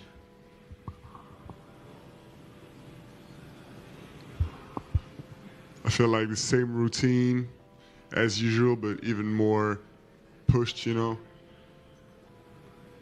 We're at this point of the season where, yeah, I mean, we can like take some time on every other things we do to put into performance. So it's we're at this point where we can really empty the tank. Over here, Mike. Victor, when you rewatched, I'll be honest, I don't really know how he was supposed to answer that question. I'll just be honest with you. Game, the second half, were there things individual? Talk about people throwing stuff at our bus. It's ridiculous. This is my takeaway. I tweeted something earlier. This is my takeaway. All right, this is how I feel. Here we go. Media clowning us. Knicks fans invading our building. We're getting jumped in the street. Our coach is being harassed in front of his children. Objects are being thrown at our players. We're all we got. Let's lock in, get these dubs, and complain about the rest after this ring. Yeah, Spurs need to just stick together. And I want to be more positive for my team, you know, my small segment of the Spurs internet space. But that's my take. It's disgusting. Screw them. Screw Knicks fans. Individually that you saw that you could have done differently, and also the other night you mentioned greediness. I'm wondering if you could expand on what you meant by that. Greediness as in expanding the lead, right? Ain't that what you meant by the Spurs were getting too greedy? Of course, there were 1,000 ways we could have not lost that game. But it felt like there was a time to process that and to really dwell on it, but not anymore. And yeah, of course, absolutely, greediness. I mean, at the same time, I guess the general thing would be like giving them less opportunities rather than doing something incredible. Tim, next row back. Giving them less. You were greedy. Actually, I don't know. He might not be. I don't know. Maybe I'm just bad at English. I thought that what Wemby was getting at was we were trying to expand the lead when we could have just like. I mean, it's good to try to expand the lead, but we should have just played the right way rather than like trying to really rub it in. That's what it felt like. It felt like we were rubbing it in. Like we were whooping them. We took their heart out. That we made them look so soft for us to give them that game at the end. Ugh. God, we made them look so soft. That would have been such a good turnaround. I don't think the Spurs lose another game if we won that one. But yeah, we just gave them. Well, I guess it is the same thing he's saying. We gave them a lot of opportunities, and I thought we were just kind of trying to rub it in. Tim Reynolds with the AP. Victor, what's taken up more of your thoughts the last couple of days? The way that Game 4 got away, or the fact that you've won one of these and you had excellent chances and won in the other three? You certainly could have won all of them. Has that been more of the theme, that there are ways to be successful, that you've proven that to be successful against this team, or was Game 4 that tough to shake? Yeah, I mean, you said all of it. It's we're very confident. There's only two options. You have option one is you give up. You go home. You get ready for the off season. Then you get ready for next season. That's option number one. Option number two, you put it behind you and you put everything you got into Game 5. And as long as I've been watching this team, they have never chose that first option. So they're pretty tough. So I expect them to be on their game. If they're not, okay. I'm proven wrong, but I expect us to be. But yeah, game. I wouldn't say it was so hard to just say like shake off, right? But harder than any other game before, by far, for sure. But I mean, now we're over it. It's the playoffs. There's no time to regret things for too long. Next row back, Maxime. Juste, qu'est-ce qui te rend aujourd'hui confiant malgré tout, malgré le scénario? No, it is in French. Can someone ask him about those flagrants? I'm very nervous about that. I thought that they were going to rescind it. I didn't think that was a flagrant foul. But I think the refs are going to be very more lenient. And Wemby ain't going to do anything stupid. It seems like the one flagrant he got, it was intentional. But this one was not. And that's what makes me nervous. Because, he didn't try to get a flagrant at all. But he did have another one where he pushed Jalen Brunson to the ground, which I like that he did that. But, God, that could have been bad. On your left up front. Tim McMahon, ESPN. How much do you think fatigue was a factor for you down the stretch of that game? Sorry? Okay, so we'll be able to see how honest Wemby's very honest, so he's going to say it is. But I know that in that last one that we looked at with Mitch Johnson, Mitch said that he learned that he really screwed up when it came to Wemby's fatigue, and sounded like it was brought up in the film room. So, but how much do you think fatigue? Fatigue. Yeah, with the minutes ramped as high as they were, the energy. Definitely a factor, but it's the playoffs. Everybody's just as tired, and I mean, it shouldn't even be a factor in the game. Now we got 2 days in between games. It's not going to be a factor. Dan, well said from a player, huh? On the left side, fourth row. Dan Devine, Yahoo Sports. Victor, it seemed like they were having a little more success in the second half of getting you into the action, up on the ball as opposed to back in the paint. How are you approaching that kind of tug of war, that cat and mouse game of needing to stay back, but also sometimes being brought up into the action?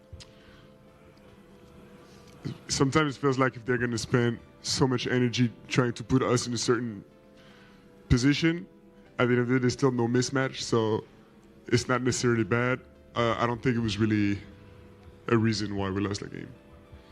Over on this side, in the front. Morning, Victor. Nacho Garcia for Marca. What's in your mind when you see the big number of Knicks fans that are... The big what, sorry? The big number of Knicks fans that are coming probably tomorrow, and that means also that probably most of those tickets are sold by some of the Spurs fans. What's in your mind? Is a concern for you, or? No, it's not a concern. I mean, we got good defense here in the crowd. Over on your left, Jared. He don't even care. Jared Weiss, The Athletic. Coming into the series, you and a lot of the guys have talked about you're hoping that your inexperience in this moment wouldn't be a detriment, and that maybe could even be a strength because you're naive to the challenges of it. Mm-hmm. What have you learned in these last few days about what experience at the finals looks like? Many things in the finals, in the whole playoffs. I saw my team. I'm sorry, this is coming over me. I saw my team go into Madison Square Garden.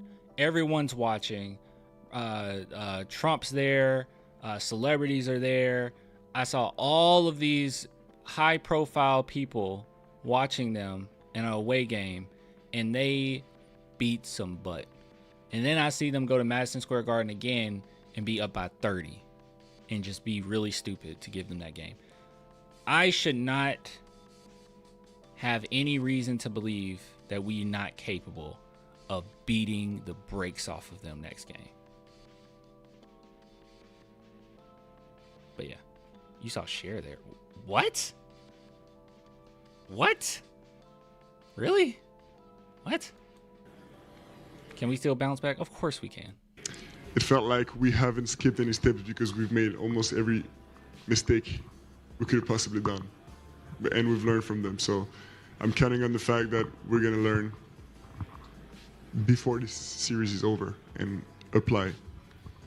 We'll take last two, Kelly and then Sam in the back. Kelly Eco, Yahoo Sports. Victor, in terms of the bond between you and Mitch, how has that grown throughout the course of this playoff run? Obviously, you guys are very close, but how has that grown from your perspective over the course of these last couple of years? Oh, very much. Very much. It's he understands people very well and knows how to speak to them. And I'm no exception. He knows how to speak to me. And in game, it feels like it's like nonverbal communication as much as verbal, because first of all, it's loud. Sometimes we're far away, and he knows what I need. He knows what I need to get to, and I know also, what he needs, what signals he needs. So, no, we've grown very much in that sense. Last question, Sam, back right.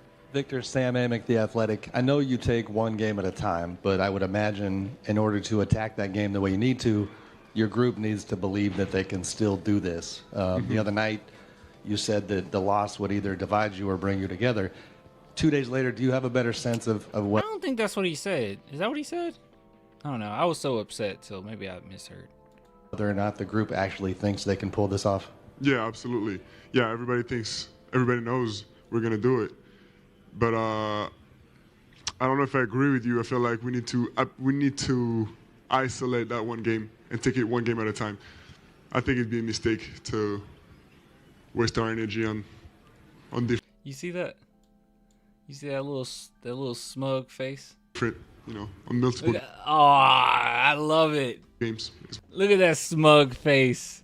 Look at that smug face. I love it. I love it. I love it, bro. He said we're gonna do it. He didn't say. He said he had to correct himself. He said, we all think. And he said, nah, we gonna do it. Corny. Hey, mods, put him in timeout. Get him out of here. Get him out of here. Get that commentator out of here. Cringe. Get him out of here. Put him on timeout. Get him out of here.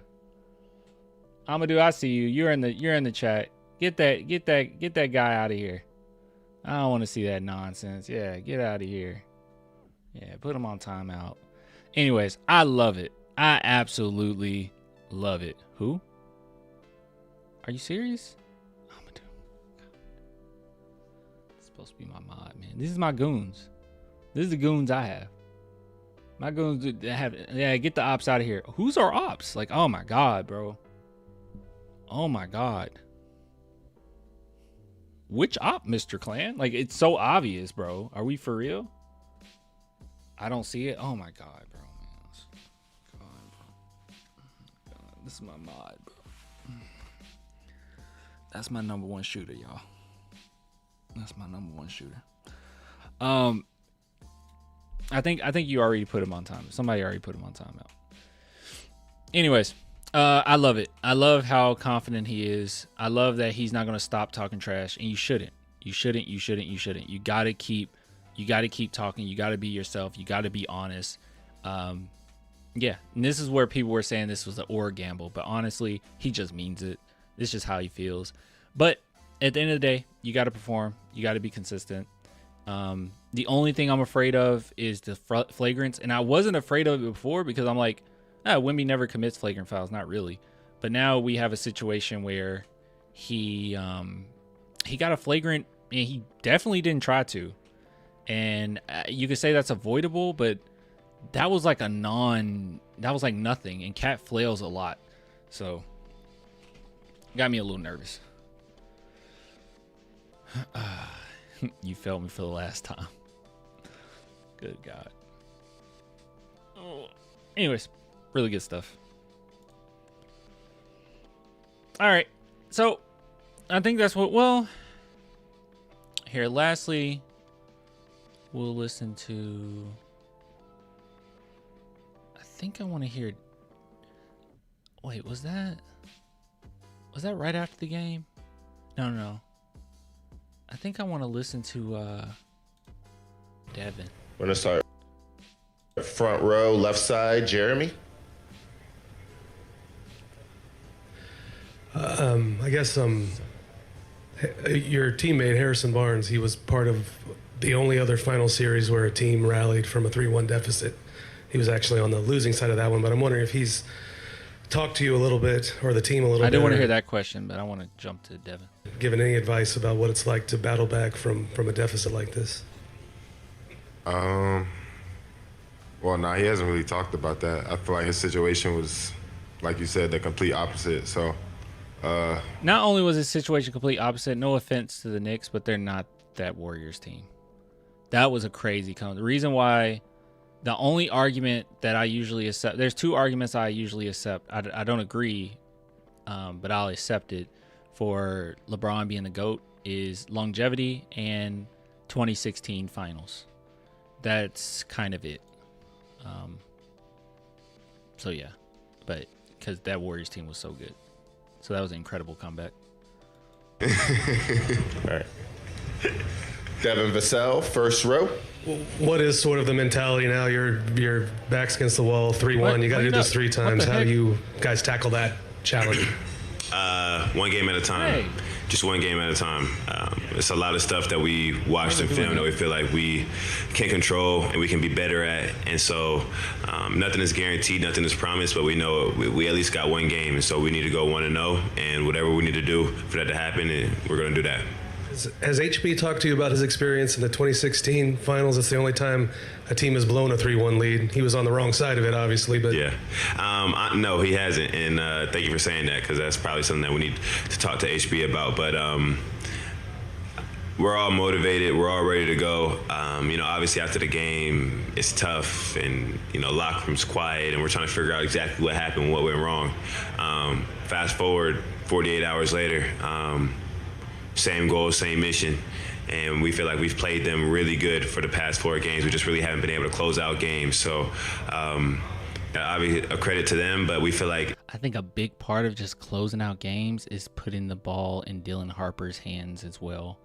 I don't want to be that guy, but the one game we won, he attempted a lot of shots, nearly 20 shots. So yeah, we have been able to control a lot of this series, and we just got to figure out how to finish these games. Stop going with who should have the ball on paper and go with the actual flow of the game. Like, Dylan should have the ball, bro. Third row, black shirt. Melvin Carcenti, BasketUSA.com. Yeah, and stop chucking 3-pointers. You both team had huge runs in the last game. I'm curious what makes getting back to executing the game plan so hard when your head is underwater. Really good question. I think from the beginning of the season, we've hung our hat on the defensive end. And when we're not getting stops, when we're not communicating, when we're not doing the things that got us into position that got us a lead, everything else trickles down. So our offense is the same. We're not getting out in transition. We're not running the same sets that we're normally doing. And so I just think that at the end of the day, it is up to the coach to recognize that in real time, call a timeout, give you a second chance, maybe not take a couple guys out, but if you can keep doing what you're doing, bench all of you. If all of you get benched at the same time, I think you're going to know what you were doing wrong. I don't think it's going to be that crazy. You all sit down, get benched. We'll let our bench go in there, and then I'm going to talk to you for a little while. That's all. Simple stuff. But Mitch he likes to keep players out there, and hopefully they figure it out. We've always said that we're a defensive team, and if we can stay doing that, even during a run, if we could cut down a run from it being a 20-4 run to a... It went 20. That's true. It went 20-4, guys, and we did not call a timeout. 10-4 run, and getting stops, then we'll be all right. First row on the end. Hector Ledesma, Clutch Points. Dev, how long does it take to flush a game like Game 4? 1 day. And this might be kind of dumb, but to a certain extent, do you not want to totally flush it because you want to? I think you know where I'm coming from. You don't want to forget what that was like. Yeah, transparency. You got to remember what it felt like, and you don't want to feel that again. You know, you can't just pretend like it didn't happen. You want to. That's what the film session's for. And going to the next game, the amount of urgency should be there for every single minute because you don't want to feel that again. Yesterday was probably the most I thought about it. Obviously, with the game being that night, I thought about it that night. Thought about it yesterday. Woke up this morning ready to go, ready to execute the game plan for the next day. And I think that's everybody's mindset. Is cool. We're not gonna sit here and keep thinking about what we could have done, what should have happened with this or that. That's not changing the result of anything. And so at the end of the day, we just got to be ready to execute the game plan. Trust what the coaches got for us, and be ready to go. The Spurs are always prepared for these games. Every single one of these games against the Knicks, we've been prepared. Well, obviously, there's a task at hand, right? Jeff alluded to this earlier, the potential making of history. No, Fox actually, people keep bringing that up. I don't think Fox actually got fouled in layup. First off, I don't care if he did or not. Like, that was like basic elementary, what are you doing? Don't even give them the opportunity to, get that chance. But secondly, they took a look at it. He actually wasn't fouled. It was I think it was a clear block and then the incidental contact after the block. But also it's OG, bro. Like, he's going to get the benefit of the doubt. Like, you have to not be dumb there. Like, don't try him, Matching history. Is that something that you guys have talked about that enters your mind collectively in terms of rallying from that 3-1 deficit to win a title? I think, of course, but you can't think about that honestly at all because you got to start off going 1-0. You can't look. And all the pressure is on the Knicks. But we'll see what happens. We'll see what happens.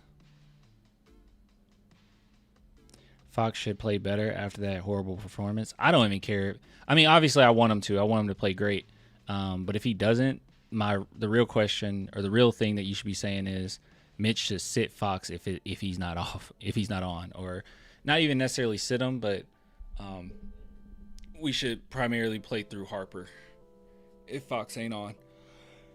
But the worst part about that game is a lot of the shots Fox missed were like wide open, like freakishly wide open. And he botched one of the 3-point shots, or maybe it was a mid-range shot. And thank God for Steph Castle, because Steph Castle got a putback, missed it, but he got fouled and then knocked down 2 free throws. So Castle's a winner. I just want to say that. While I don't agree with how Mitch used him sometimes, and sometimes he shouldn't be the primary playmaker, he is a winner. He makes winning plays. Him and Dylan are the same way. They make winning plays. It's like some plays that they make, and it's just winning plays. And Fox in game 4 or game 3 made some winning plays. That block on Cat was huge, He